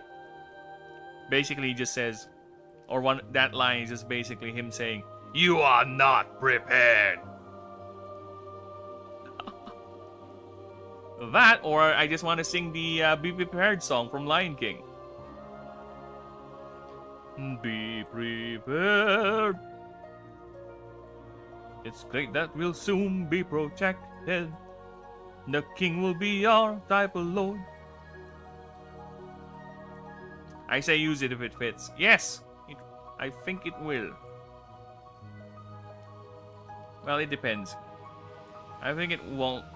I don't need to do it on this one because look at that. Look at that. That is a serious eye right there. That is not someone who's playing around like this guy. No. This guy is serious. This guy wants someone dead. Right? That guy is like this guy. Serious. This guy is on battle mode. Look at that. Look at that. Oh. He's ready. He's ready to throw hands. Actually, he already threw his hand. He already swung that blade. But we'll see.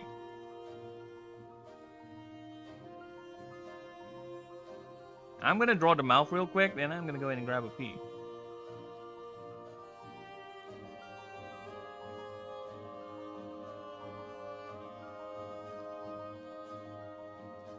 No, serious mode.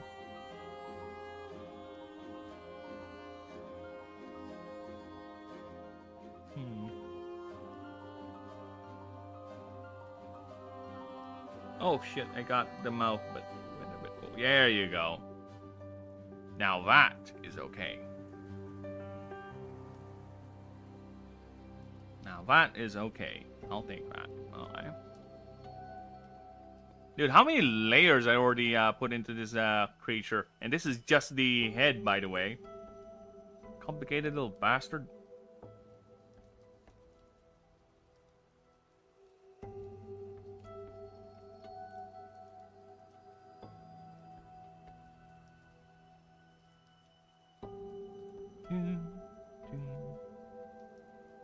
This is not an ear, it's a horn.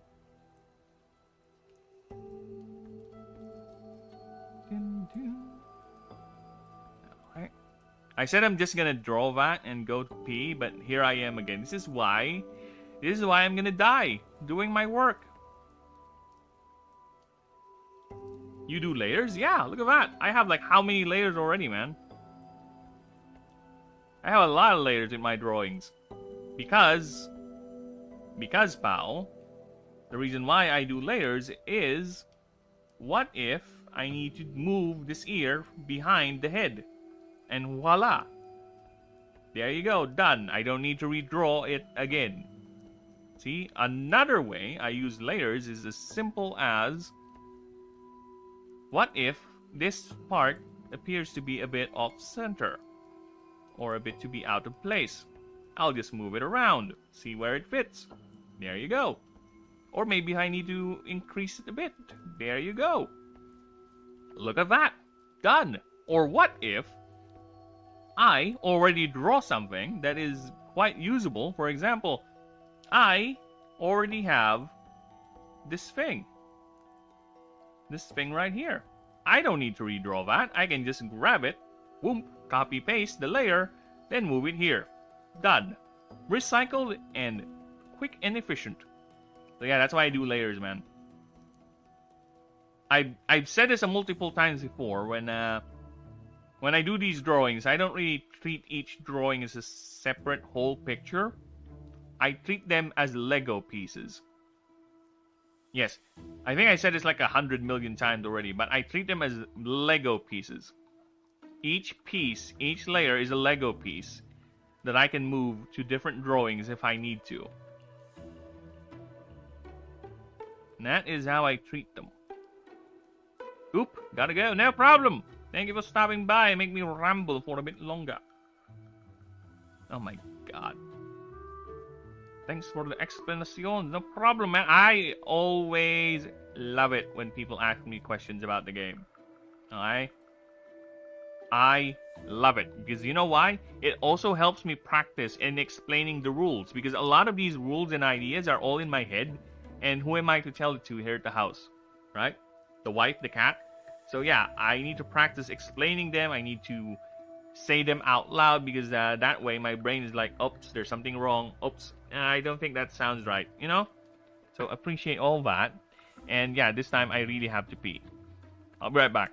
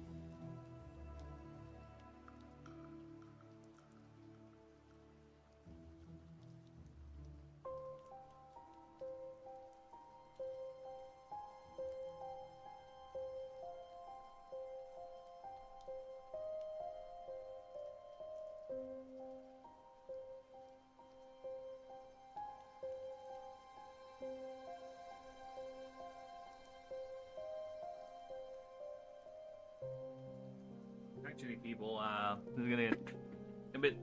Give me a moment. I'm gonna go ahead and grab some munchies. Okay? I don't want to be chewing on stream. That would be a bit rude, don't say. So I'll be grabbing some foodsies, and I'll be back. I'll be back. Give me a few moments, people. In the meantime, enjoy the rest of the showcase. I will be very much back.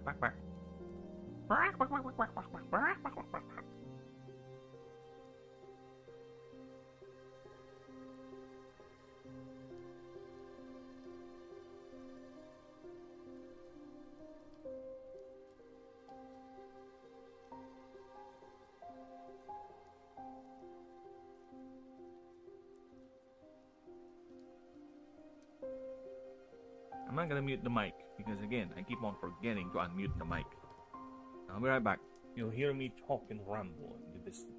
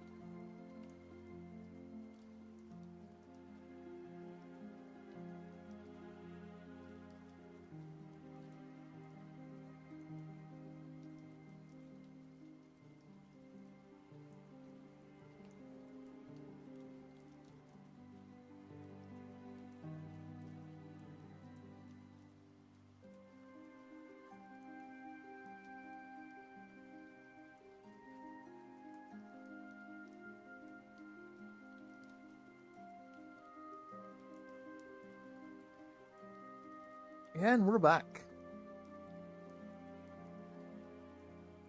Okay, change the scene. There you go. Ha! Nice. Alright. I think the head is too big, to be honest. Because my idea is it's swinging a sword here. It's in the middle of a swing. It's basically fighting, so I think the head is too big, to be honest. I might, you know, we'll see. We'll see.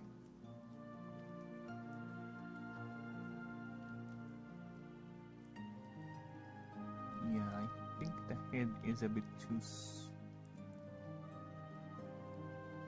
Yeah, because it's swinging its blade.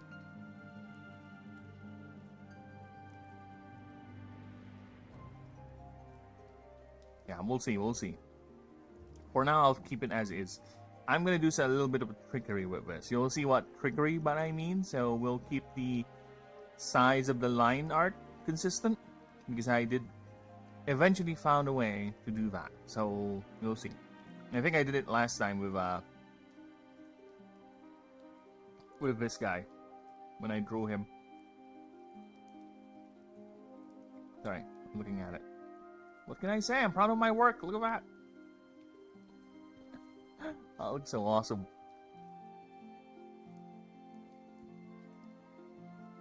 He's so fucking happy. It's a happy Darko Yusha. To be honest, if I get the chance to finish this drawing today, this particular drawing right here, I might just go ahead and type his creature profile offline. And I feel that poor Darko Yusha has been delayed for so long. Might just end up doing that. Might. Not yet sure. Might. Okay. That. Flip that.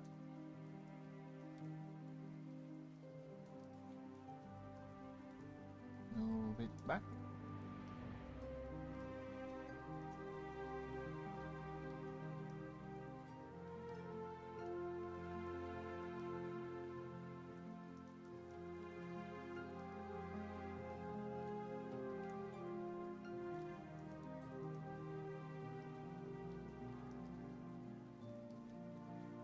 Wow, nice little 3D effect. I'll take that.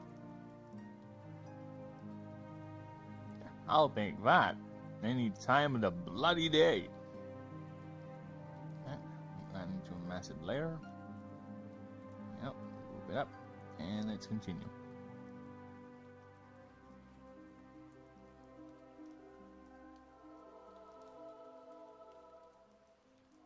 Yeah, do this.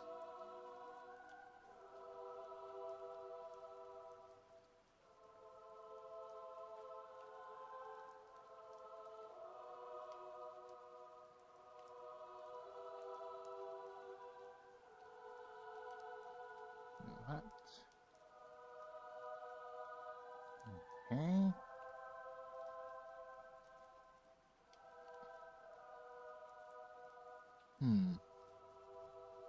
What his body looks like. Yeah, the creature does not have a very long neck, to be honest. There you go. It has a neck, but not that long of a neck. Next up is this. Grab this color here.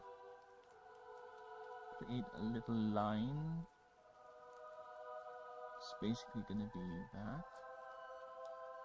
Oh, excuse me. Apologies, but I just ate a lot. I just had breakfast. So grab that. Move it here. And let me just turn off multi-chat.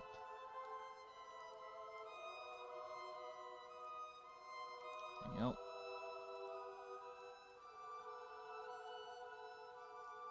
Uh-huh.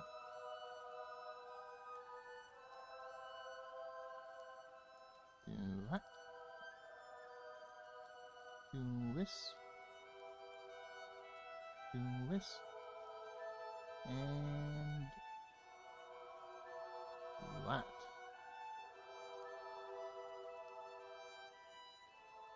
Alright. See, this is the power of layers, man. I think through layers. I don't think. I plan ahead using layers. Well, not really. I think there's little planning ahead with layers as actually doing it without. That bastard. Look at that bastard right there. Yes, I'm gonna kill you, face. Kill you! I kill you! Shut up, Ahmed.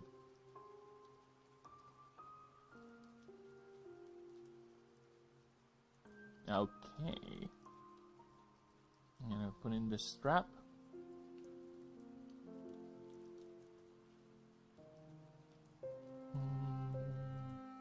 That actually needs to go behind.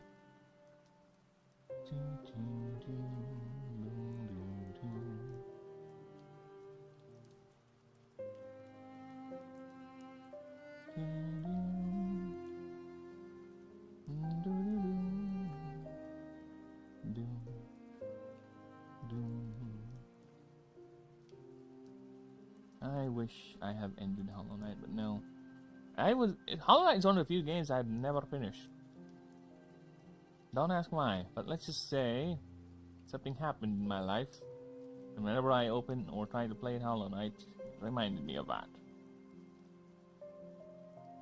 But it's been how many years now since that happened? I guess I just never had the drive to play it again. Because the wife already finished it for me.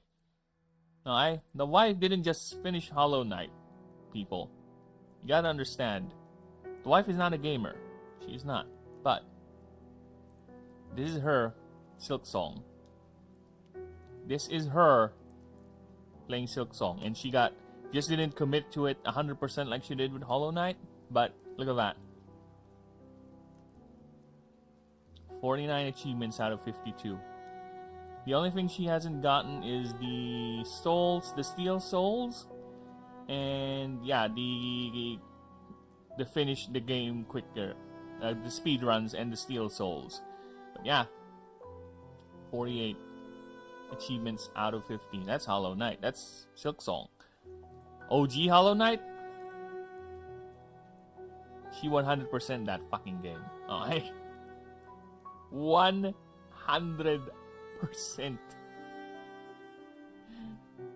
She's beaten the Steel Soul mode. She's got P5. Yeah. Yeah. She committed to this, alright? She's committed. And now she's doing it on Slay the Spire too. She's working through the ascendancies on Slay the Spire. What's that?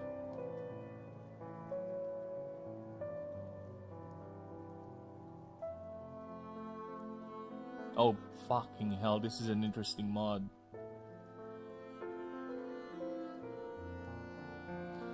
Why are the mod people of Slay the Spire so fucking good?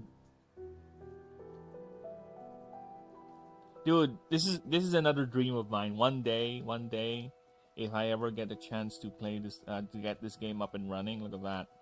I wish to see a thriving modding community making things like this. Look at that. There are people who make animations for the game. The fuck? There's some awesome shit. Sub already. I'm gonna use that. Yeah, most of the mods I have for Slay the Spire is cosmetic. I do have several that adds the older axe to the game and more cards and more relics to add a little bit more spice. Right? Yeah, fucking hell. That's some amazing effort, mod maker. Damn. Sorry, fucking hell. Why does Darko... Alright, this Darko Yusha looks so smug, right? This guy is too badass. I'm sorry. I'm sorry. I'm being biased with this particular Darko Yusha right here. He's being badass. He has this badass look about him. Look at him. We're gonna be ready to kick your ass, ready to send you back to the Stone Age. There's nothing you can do about it. Okay, so I'm gonna move from here.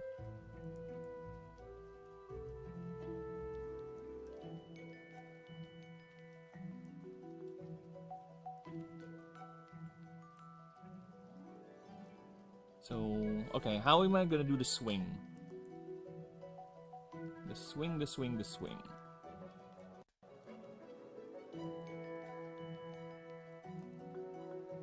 Oh, it's like that. Ah, shit. Yes. Yes, I got it. He swung his blade. Oh, his blade was swanged. But first, we need to draw the armor. I need to draw the body first before we get to that. Again, this is not a full picture of a Draco uses swinging his weapon. But, oh my god, I am so tempted to just do that.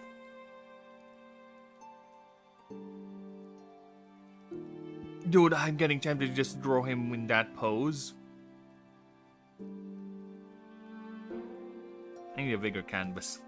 I need a fucking bigger canvas.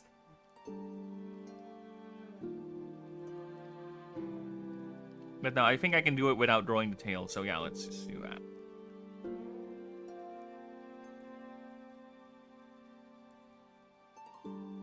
Body first, boy. Body first. Wrong color.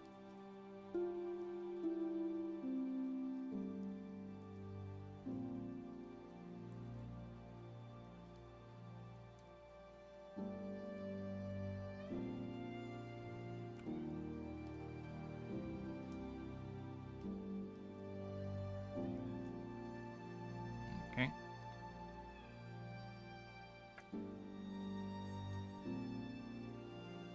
Body first. There you go. Grab this color and do that. Put that behind so it seamless. Ah! Layers, baby. This is why we think with layers. Look at that. Look at that. Look at that. Stands out. Seamless. Love it. I love it. And the power of layers. Do not underestimate the power of layers. Only fools dare underestimate the power of layers. Are you a fool? Are you a fool? Why do you think the layer is a stupid thing? You are truly deluded, sir. You are wrong into thinking that layers are nothing more than a needless complication.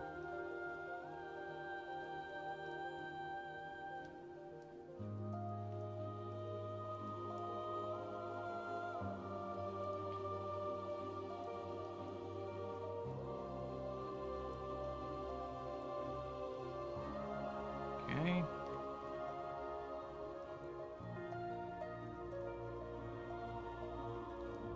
Now. Oh. We have tenants here at the house called spiders. Yeah. We let them live. We don't really shoot them or let them. We just leave them be because they actually do help in culling down those flying insects that so love, so insist to get inside the house. Trust me, when you live close to nature, flying insects are a hazard. They get everywhere, they would sting you, they're just landing on your food. I don't think you want that. I don't think you want an insect that's probably landed on something unclean, landing on your food. No, I don't think you want that. I don't want that. But maybe it's your kink. Maybe you do love insects landing on your food. Maybe you're one of those people. Those horrible, dirty people. Are you one of them? You're one of them. I say you deserve a good spanking in the face. With a rake.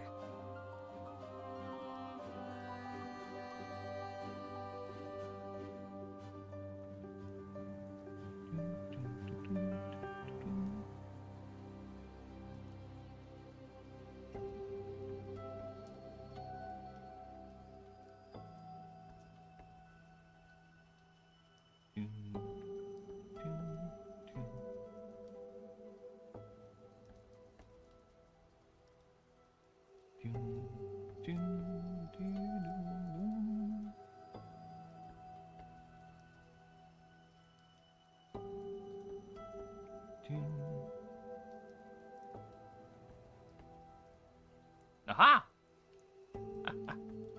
Ah, the power of layers. Look at that, baby. And yeah, it's almost 8 a.m. I guess what they said as they'll arrive early is actually a functioning lie. A good thing, because if I believed them, if I did not stream just to wait for them, then it would be quite the unproductive day, and I don't want that. I want every day to be productive.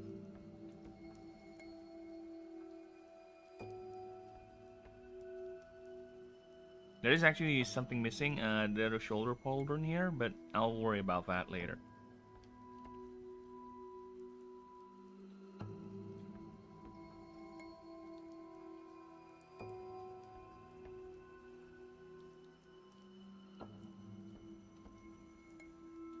Right.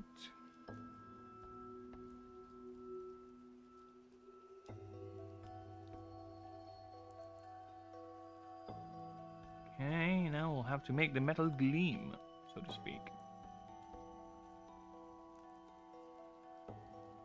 Grab that.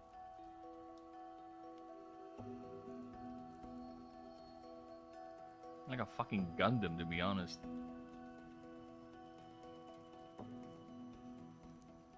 Yeah, the Gundam's shoulder pauldron. It's a Gundam! Gundam Wing. That is the very first, I would say, Gundam media I have ever watched. Then, G Gundam, I think, I also watched as a kid. I found that show to be quite fascinating because I like the idea of different nations having their own Gundams and they're fighting on tournaments, right? Some of the designs are what people would say kind of racist. A bit too stereotypical for the modern sensibilities, but you know what? I don't care. I found them quite fun. Some of the designs, alright? There's literally a Gundam. I don't know what country is this supposed to be, but there is a Gundam in G Gundam which is basically a windmill.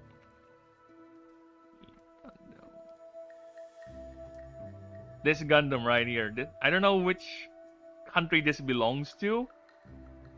Oh, Netherlands!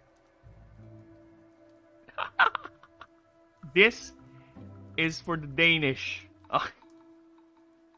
For the Danes out there, this is your country's Gundam. If you are to go on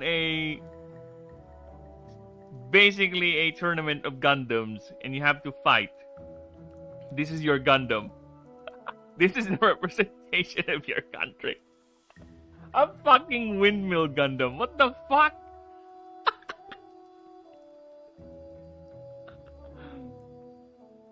Oh, tell me this is also a Netherlands Gundam? It's a fish. Oh no, it's different. I don't know which country is this, but it's just fascinating, some of the Gundam designs in that show. Like, bordering on actual stereotypical. Look at that! So fucking goofy. And I love it at the same time. And this is among the ones I remember, but some of them, there are some of them that are really, really fun. A fucking windmill Gundam, really?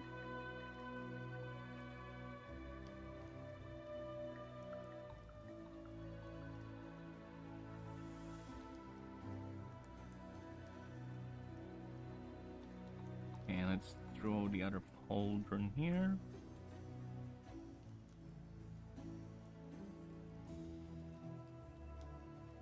Wrong. Doesn't look right.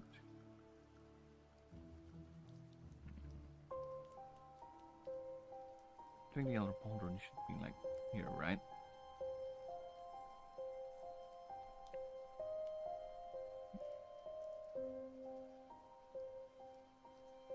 Like that. We'll see.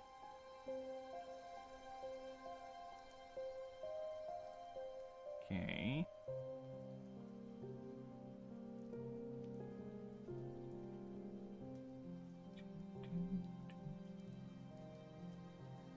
I don't even know if there's a Filipino Gundam from that universe. If the Philippines have one, there should, right? Because apparently in Pacific Rim, there's actually a Jaeger that's made in the Philippines. Like, oh, since when did we had the budget to make a Jaeger? To be honest with you, if the Philippines were to make a massive robot mech, it's not going to be a Jaeger. It's going to be, I don't know, scraps being piled on scraps.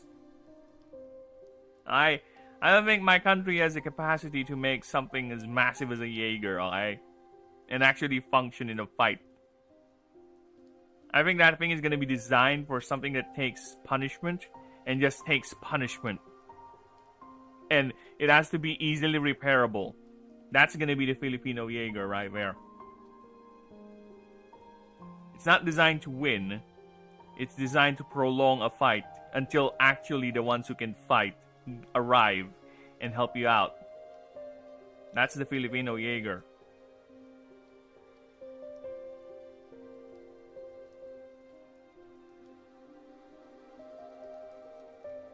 Okay.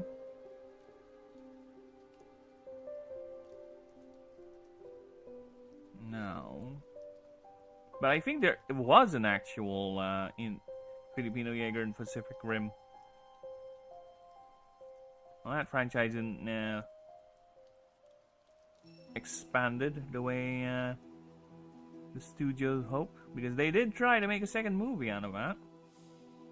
And unfortunately, they had to hire that entitled actor. He might be a good actor, but he is a theater kid all throughout. And he theater kid, or he prima donna'd his way into obscurity. What you get for letting your ego get the better of you. Sometimes bluster and loud noises don't work. Sometimes they just make people want to go away and run away from you, rather than to understand you. You know? Sometimes a little bit of humility helps. Apparently some people don't know how to do that. Humility for them is a weakness. It's like submitting to some sort of a higher authority.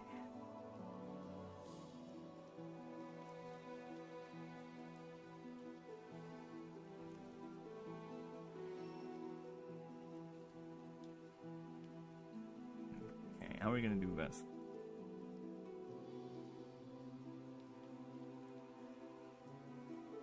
Oh yeah, the armor is far from over. Yeah, you're right. You need to put in that sheen. Same sheen I did with the...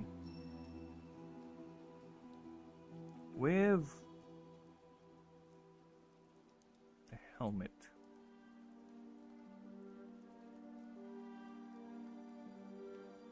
There you go.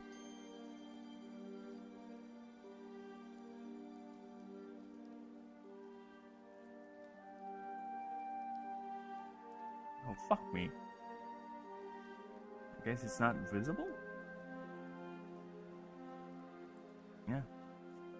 Can't see it. See? It's there, but for some reason it ain't visible. See?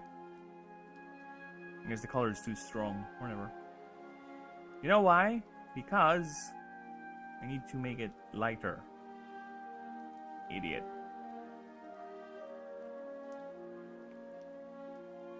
Now you can see it.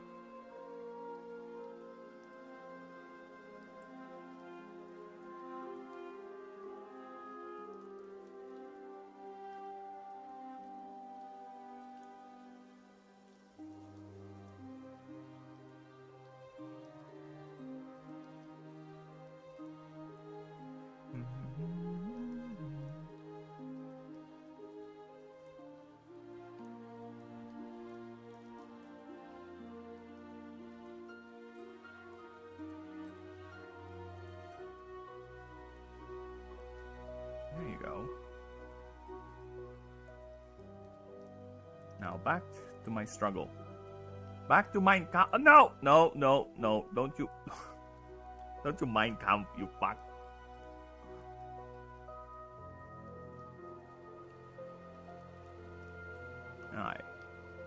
So arm. The idea is it's pointing its sword at you. That's the idea. And I'm gonna have the other arm go here like that, holding the sidearm, the water dagger. Yeah, that's how I'm gonna do it. It's like pointing its blade at you.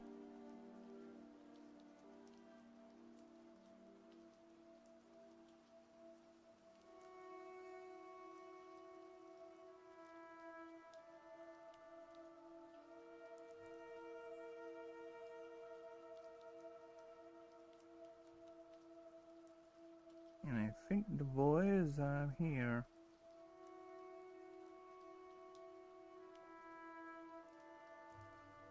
Horse, it has lay tattoo on its lay arm.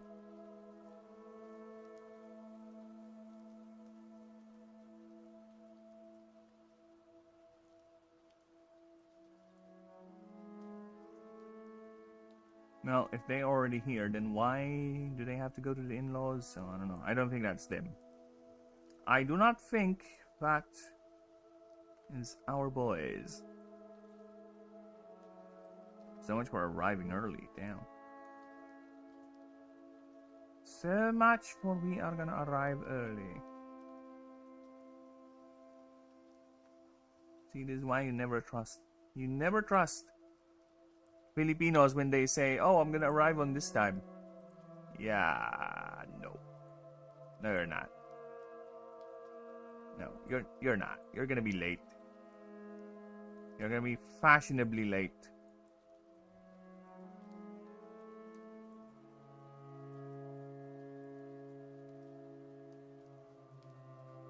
You're probably doing something else.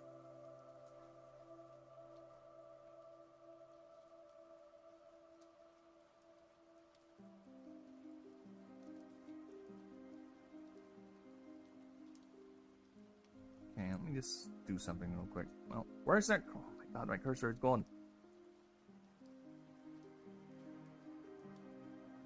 Keep ratio.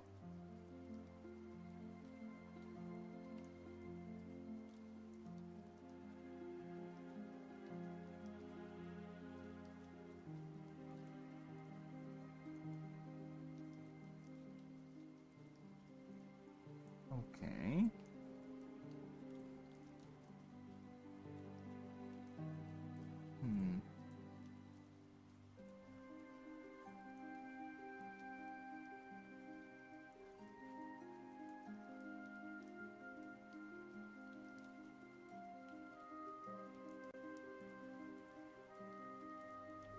Those dogs are frisky. I think those are the boys.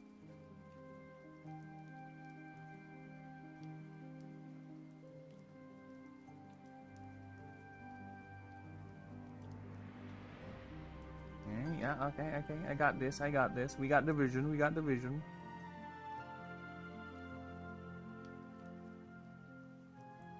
We got the vision. I got the power. I got the power. Okay, what color is the handle? Put that behind. There you go. I think I can smooth it a bit further up. It's fine, it's fine, it's fine. There you go. Okay, now fingers. I need fingers.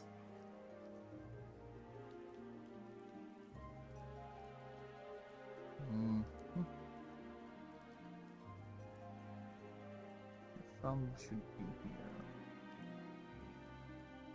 No. Let's put the thumb here. Let's put the finger here. Like that. Nope. Like that.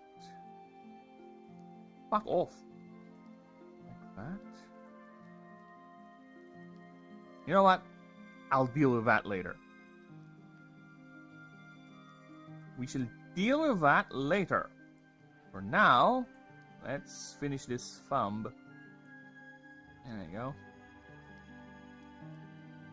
Where? Oh, so they're the same color as the blade, huh? Alright. Mental note, I guess. That. And create a finger here. It doesn't need to be perfect, I just need that finger to be there, so I can just manipulate it. I said paint bucket! It's under the thumb, of course. See, look at that. And the second one here. See, there you go! Aha! Look at that! And done!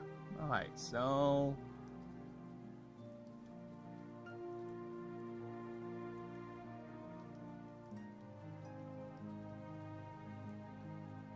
where's the arm?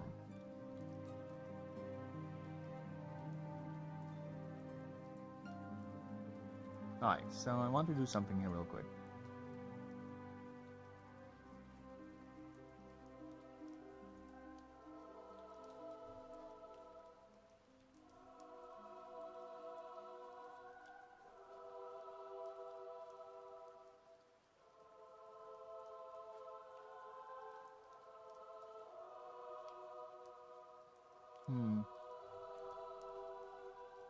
I need to make it appear like it's falling forward.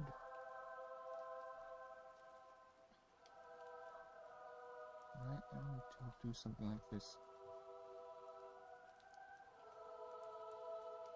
Too fat.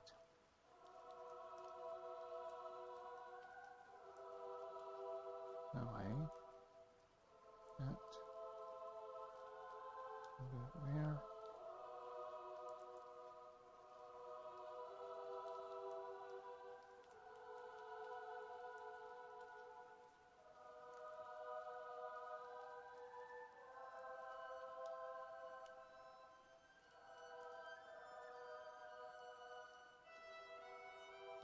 No.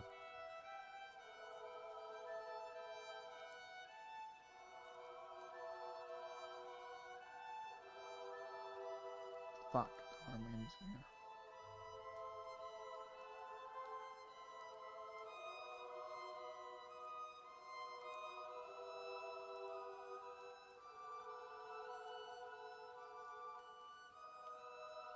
There you go. Damn. Alright. Alright. Nice. Then I'll roll the other arm over here.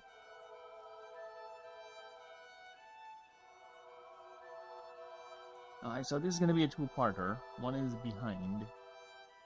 It's going to be like this.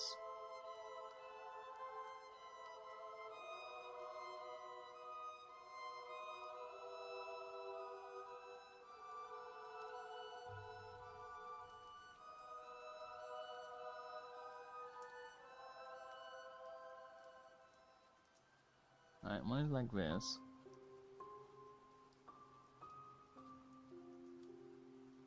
Thinking with layers.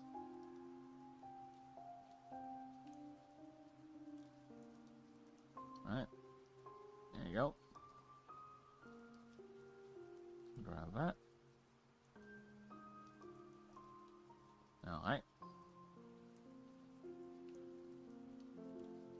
Now we move this behind everything else. Okay.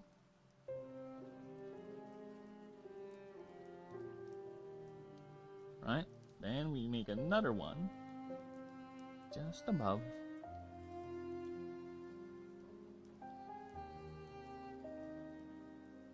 What's it white?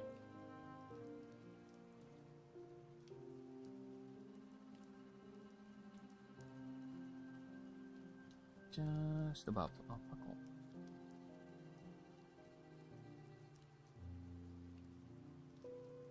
There you go. Let's make it a bit bigger.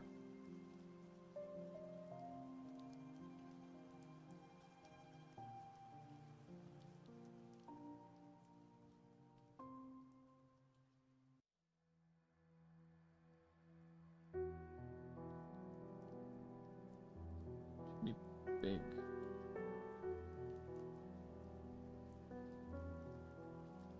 Ah, fuck. Alright, it's gonna be tricky because the... If I recall the arm correctly, yeah, it has a spike on its knuckle. Like that. So, it's not a straight arm. It's like an armor gauntlet, then the arm is under it. The hand. So if I'm gonna make it hold the dagger, the water sashi going this direction, so the arm needs to be twisted in a way where it looks like this.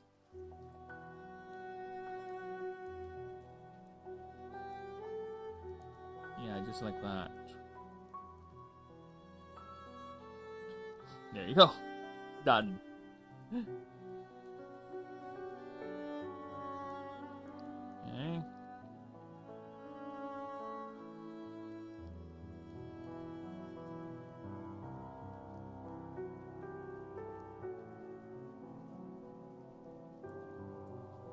Let's grab a smaller brush.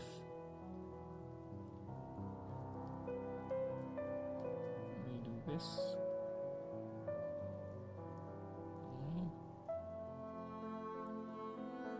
Excuse me. Now as per. Okay. Alright. No, it's like this. There you go. We grab the blue.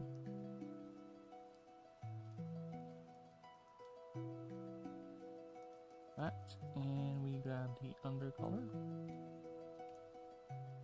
Oh, fuck off. Why? Why do you insist? See, look at that. This is all filled. But because it's too small, right? It's not that thick. It's gonna overflow. Because that's how aggressive the fill tool is. If I don't do that, if I reduce it, it's gonna make these things, which is very annoying to look at.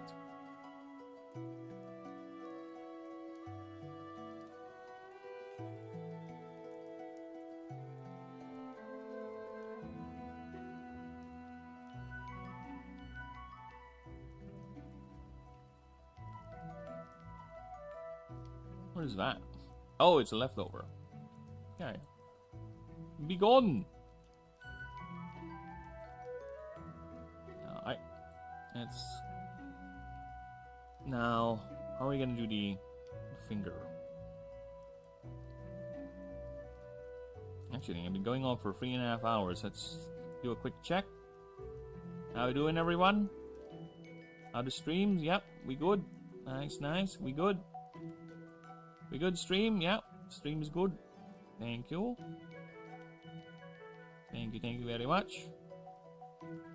YouTube, Discord, yep. Discord, what do you call this thing? Twitch, yeah, that's what it's called, yeah.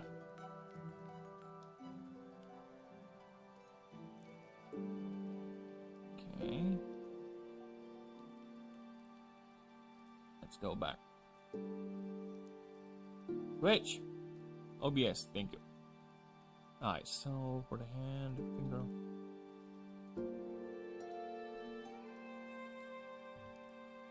Set up.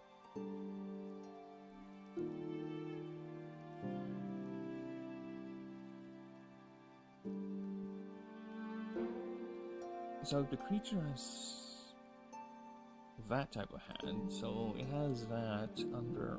Can it do it? It can, technically. Right, it can twist its wrist. Like so.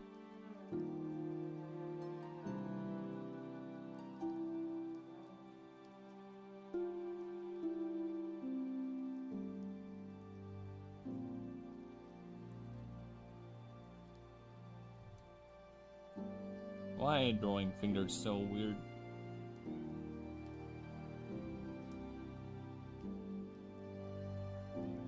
And because technically you can do it, it's gonna look weird.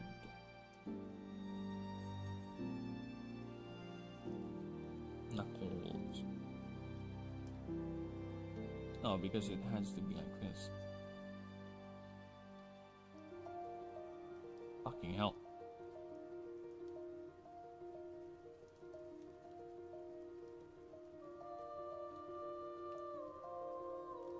I don't even call them fingers, they're claws.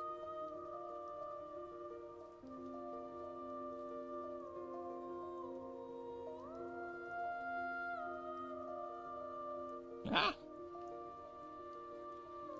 Okay.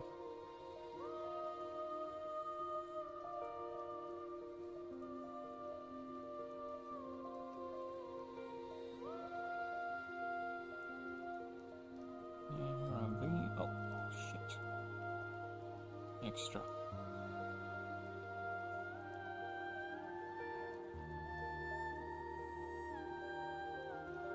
Which only has 3 fingers. 3 fingers that go that way at least.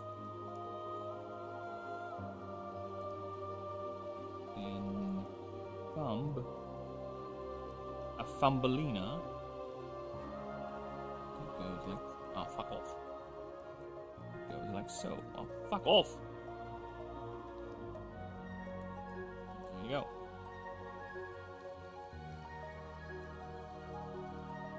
But it's under.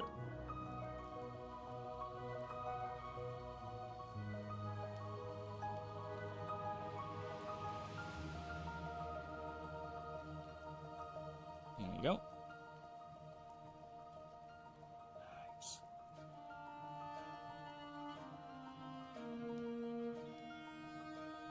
As for the blade itself,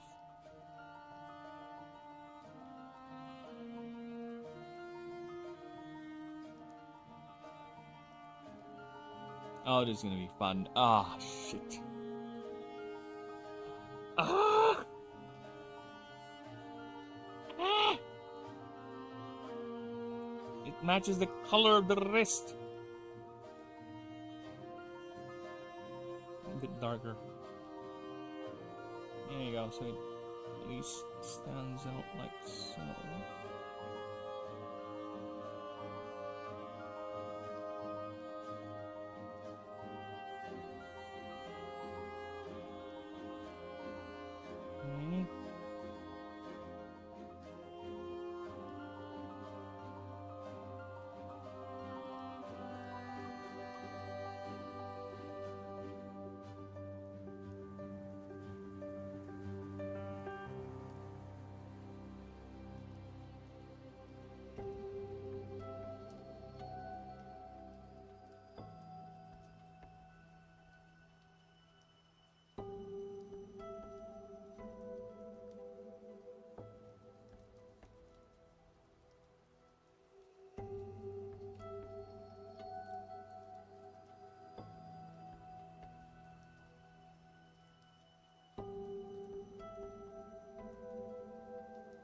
Ah, nice. Alright, see all the color.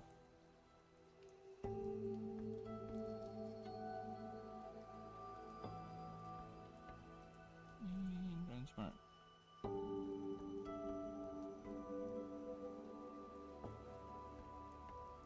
Ah, look at that.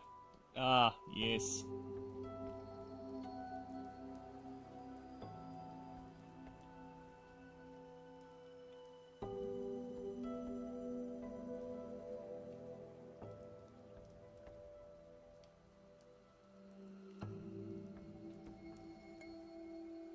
Okay, nice. Watery. Oh, make it actual white.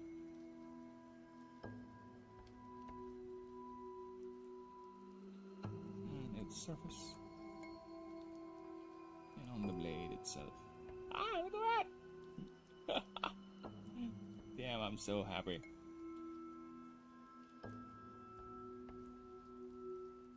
Alright, Darko Yush is challenging you, bruh. You wanna fight? You wanna fight? Aye, that's badass. Hey. Wings time. Wings is, Hey, Ninja! Hello, hello, hello! Welcome, man. Welcome. You said... I hope you're still alive, or am I speaking to the ghost of the hyperbolic ninja? Have you survived your trials? Are you still alive? Are you still among us? Blink twice, ninja, if you need help.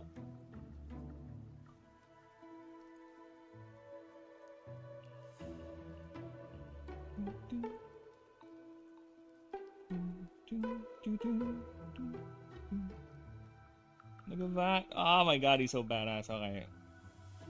So I am proud of my work. I have pride in my work. And he's so bad fucking ass. Alright, so the water wings.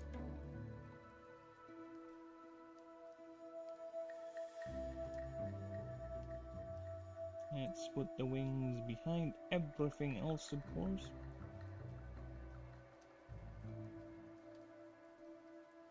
There you go. I hate and love it. Let's do the other wing.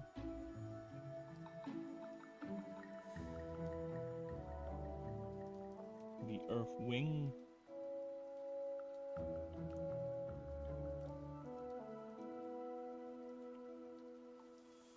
Wait, let me make sure hand is right. Oh, hand is right. The fact that you don't even talk about not having hands is so incredible.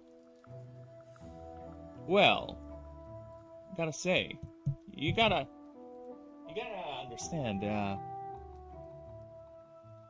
I am capable. Alright? I have feet. Alright? As a burb, we are very much dexterous in the art of feet manipulation.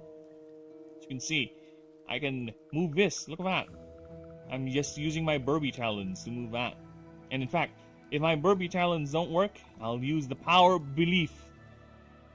I will close my eyes and yell at it internally until the mouse moves specifically, until reality bends into the destination and direction that I wish it to be. See, ninja, you lack the power of belief. That is why you find it incredible. For me, it's just a regular Tuesday. Actually, yeah, it is actually Tuesday. You didn't see my first chat? No, I did not. I think it got, let's see if let me go to this. No, it did not. See, this is all I got.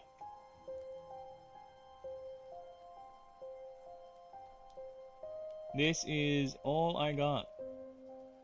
Oh, it didn't paste? Oh, that's sad. Yes, I think YouTube censored you, man. I only got your hi, then about the fact of me not having hands, then you asking about your first chat. So yeah, I think you got censored. What did you say, huh? What did you say that made YouTube say, oh, this is too much? We cannot have burb racism. No. This man has said too much. Cancel him! Yeah, you said something. YouTube. Wait, no. Oh, I fucking hell, this is so bad. I am so... I am capable of making that. I don't think a million prompts in fucking AI is gonna make that thing. Without it having to actually see the first thing.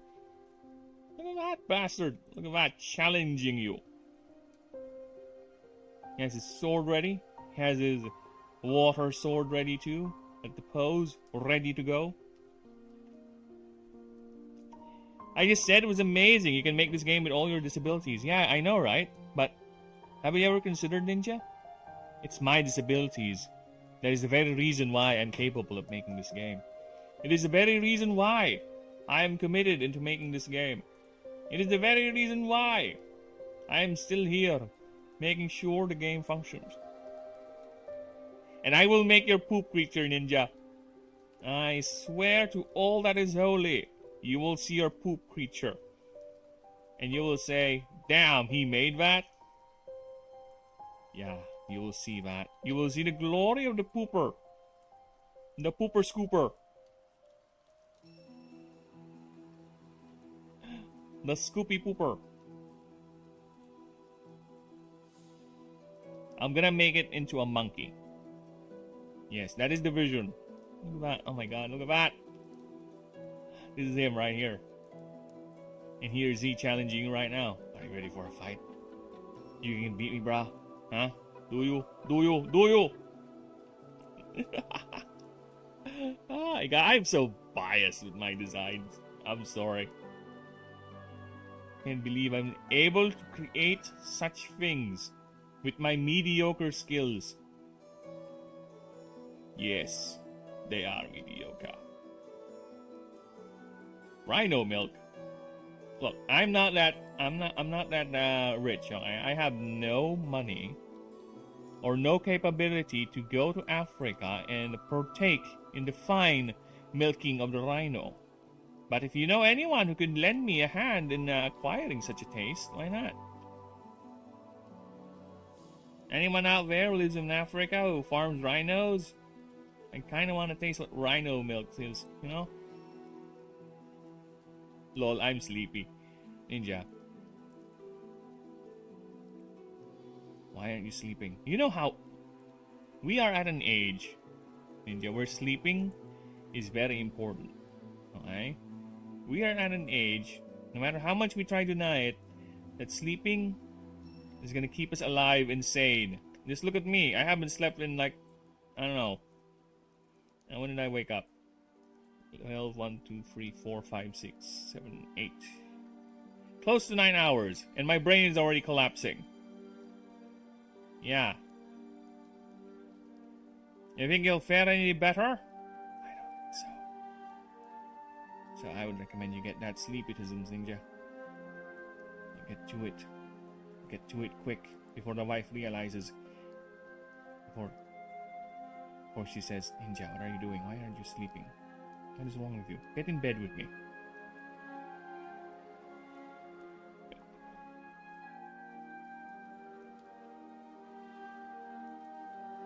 Yeah, look at that boy! Ah, ah. Ah. I haven't even done the shadows yet, and this guy's already looking badass.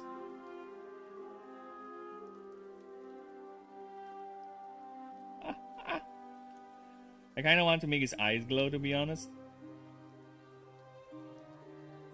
Let's make his eyes glow, why not? There you go. That's enough. I'll mail you some rhino milk. Why? How thoughtful of you. Why, please, go ahead, send them. Send them by a snail list of mails. I want to appreciate the glory that is rhino milk. Really? I can tell. Why? Hello, Steven. Welcome back. Why? What is it? Why does I can tell, actually. You don't need to explain. I can see how she finds Eve to be, you know, unappealing. But you know women, okay? My wife does this. Of course, Michelle does this. Lady Ninja does this, rather. Yeah, you know how it is. Women hate women. That's the thing. Women hate other women. It's part of their nature, you know? Where we men, when we see each other, we go like, hey, brah, what do you want? Yeah, nothing. You want to hang out? Sure, why not? You know, we're like that. That's how. That's how we men do it. Women, no, they look at another woman like, look at that. Look at that tacky dress. Ew. Yeah, look at her. She's so ugly. Yeah, I can do better. That's how women are. Everything to them is a competition. Everything to them. They must prove themselves to be the better woman. Women are hyper-competitive, especially against each other. And it's our job, men, is to take in the collateral, you know, and to say, yes, dear. I honestly think my Stellar Blade reviews More low case. Probably. I think you had more viewers when you were playing that Miles Morales. Not the Miles Morales game. The game you rage quit on? Yeah. Go back and playing that. Go back to playing that game. Then go ahead and bait chat into disagreeing with your hot takes. Because I assure you, there will be people out there, and when they hear your takes, they'll be like, this guy doesn't know what he's talking about. He doesn't know what good game is. He is a fool thinking this game is bad. Trust me. Trust me, you will get that. You will get that sort of reaction, man. Or maybe YouTube is just filled with leftist idiots who doesn't like appreciate a good woman. Yeah, maybe that's it. Maybe YouTube just doesn't like a hot woman because they're still filled with these idiots. Oh.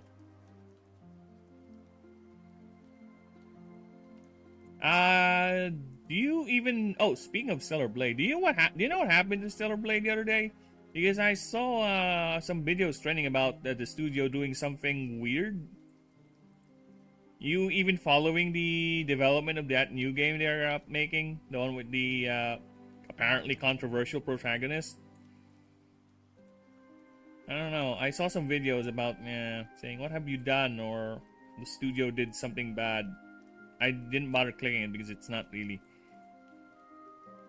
something I'm that keen on. I think YouTube just doesn't push mature content. Probably, most likely because it's not advertiser friendly.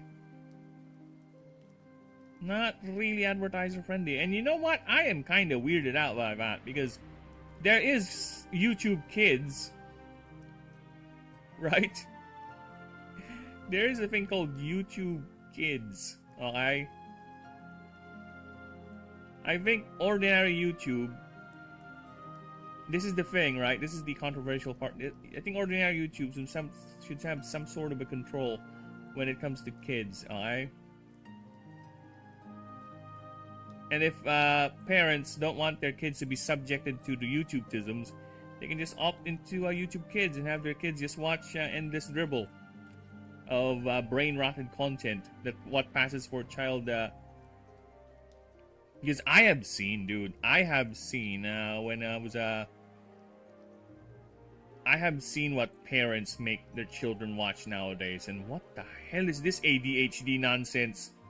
It was like rapid fires, quick edits of popular characters plagiarized and used without most likely licenses, doing all sorts of weird, like I said, ADHD fueled content. Like, my fucking hell, this is brain rot right here. This is how your child loses its attention span.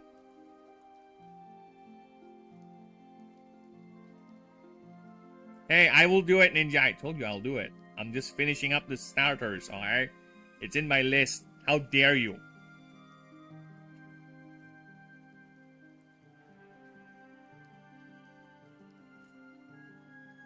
It's in my list. I'm just finishing up the starters. Then we'll make ordinary creatures. I don't follow that stuff. Oh, okay.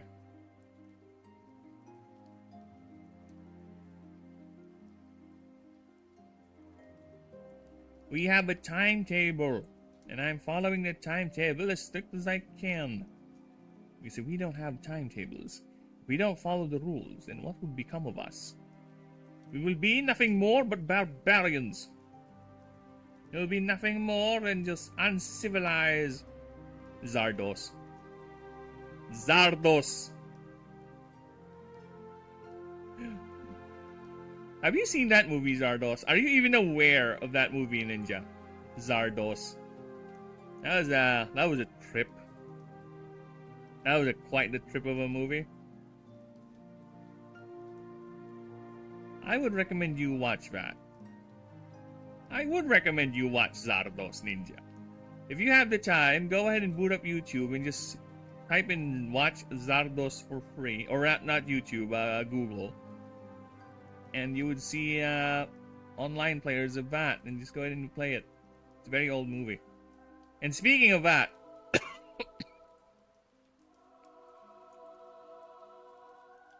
Did you check out the link I sent you, Ninja, on Discord? The one about the one with the Spider-Man episodes. That is from the Internet Archive, so that is 100% safe, by the way.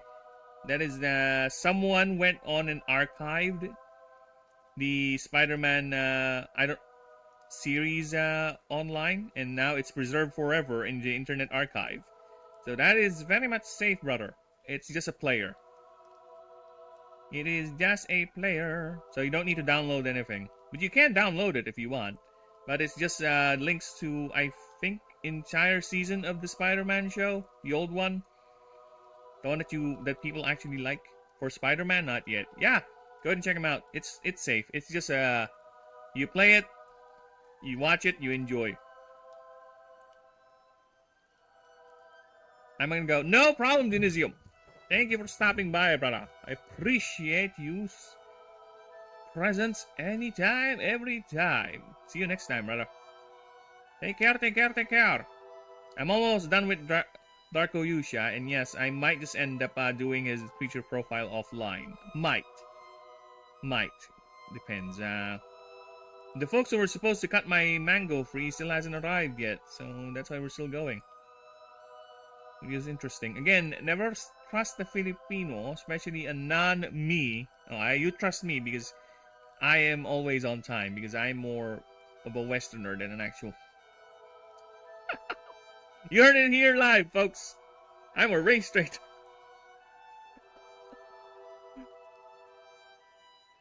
No, I was saying I'd never trust the Filipino when they say they'll arrive at this time. Okay? Filipinos have a tendency to be fashionably late.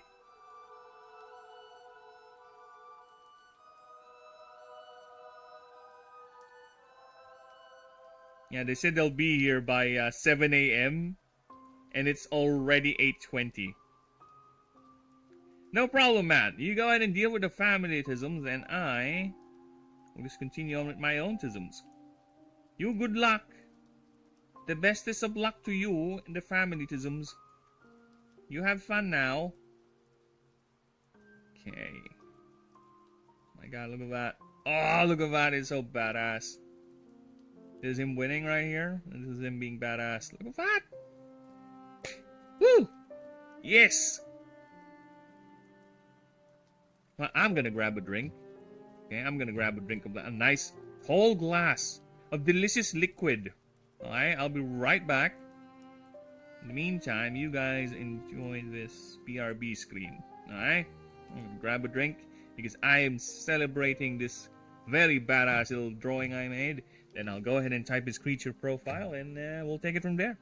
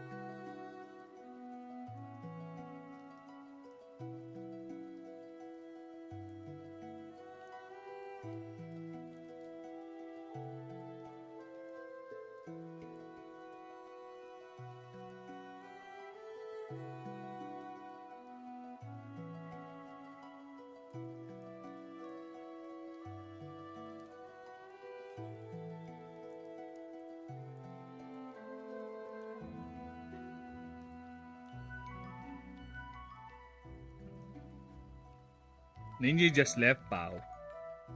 Your timing is so impeccable. Look at that, Bao. Look at that. Look at that bastard. Look at him. Sorry, I am so fucking blown away by this drawing right here. Look at him. Look, he turned out better than I expected. Look at that. He's challenging you. You ready to fight me? Huh? You? You think you can win?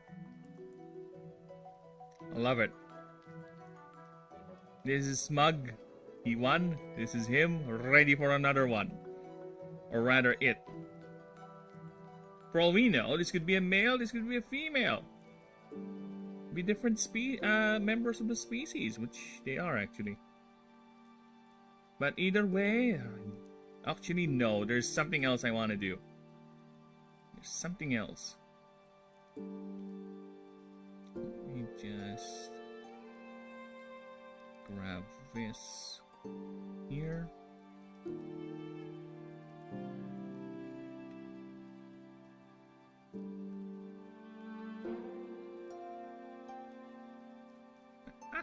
Look at that.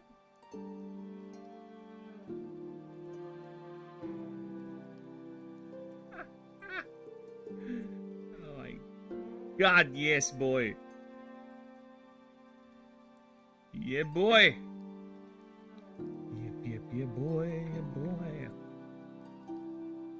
Smaller one.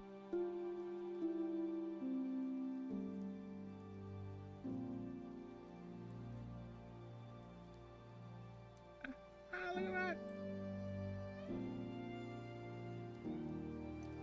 Now I can say it's complete. Blade ready. Aim at your face. Water wakizashi ready as well. Right, I kind of want to remove the thing in the back. Or it's fine. I think it's fine if we leave it.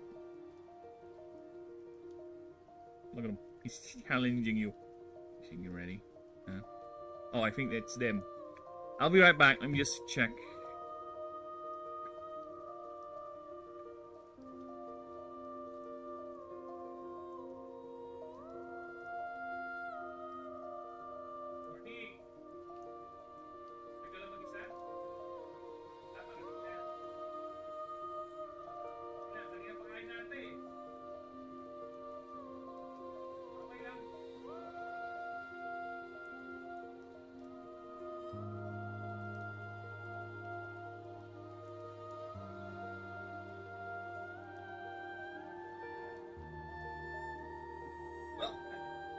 The woodcutters have arrived, and they have the chainsaw with them. And I think, as much as I want to continue this little exercise of ours, I need to say good tidings to everyone. Because again, I can stream, technically, but have you ever tried to stream where there is a loud chainsaw in the background? Have you ever tried to do that? No, I think you have not. So, I'm gonna call it for now, right? And you guys better get that, well, again, if you really, this is serious, I'm being serious right now. If you really find my work, this entire creature project, this entire creature battler project interesting from what I've said before, from what you heard when you arrive, if you really want to help out, just like and subbing, it will do a great job. It's one step closer, and it also shows proof that the project has interest in it. People are actually interested in the project, so that's gonna make this thing even more. What's the word? It's not rewarding. Yeah, it's gonna be even more rewarding in continuing pushing forth with the project. And again, I appreciate you all. Thank you, the deepest of my heart. And you all have a lovely day. Alright. See you guys next time. Bye bye. Bye bye. Now, how do I turn this off?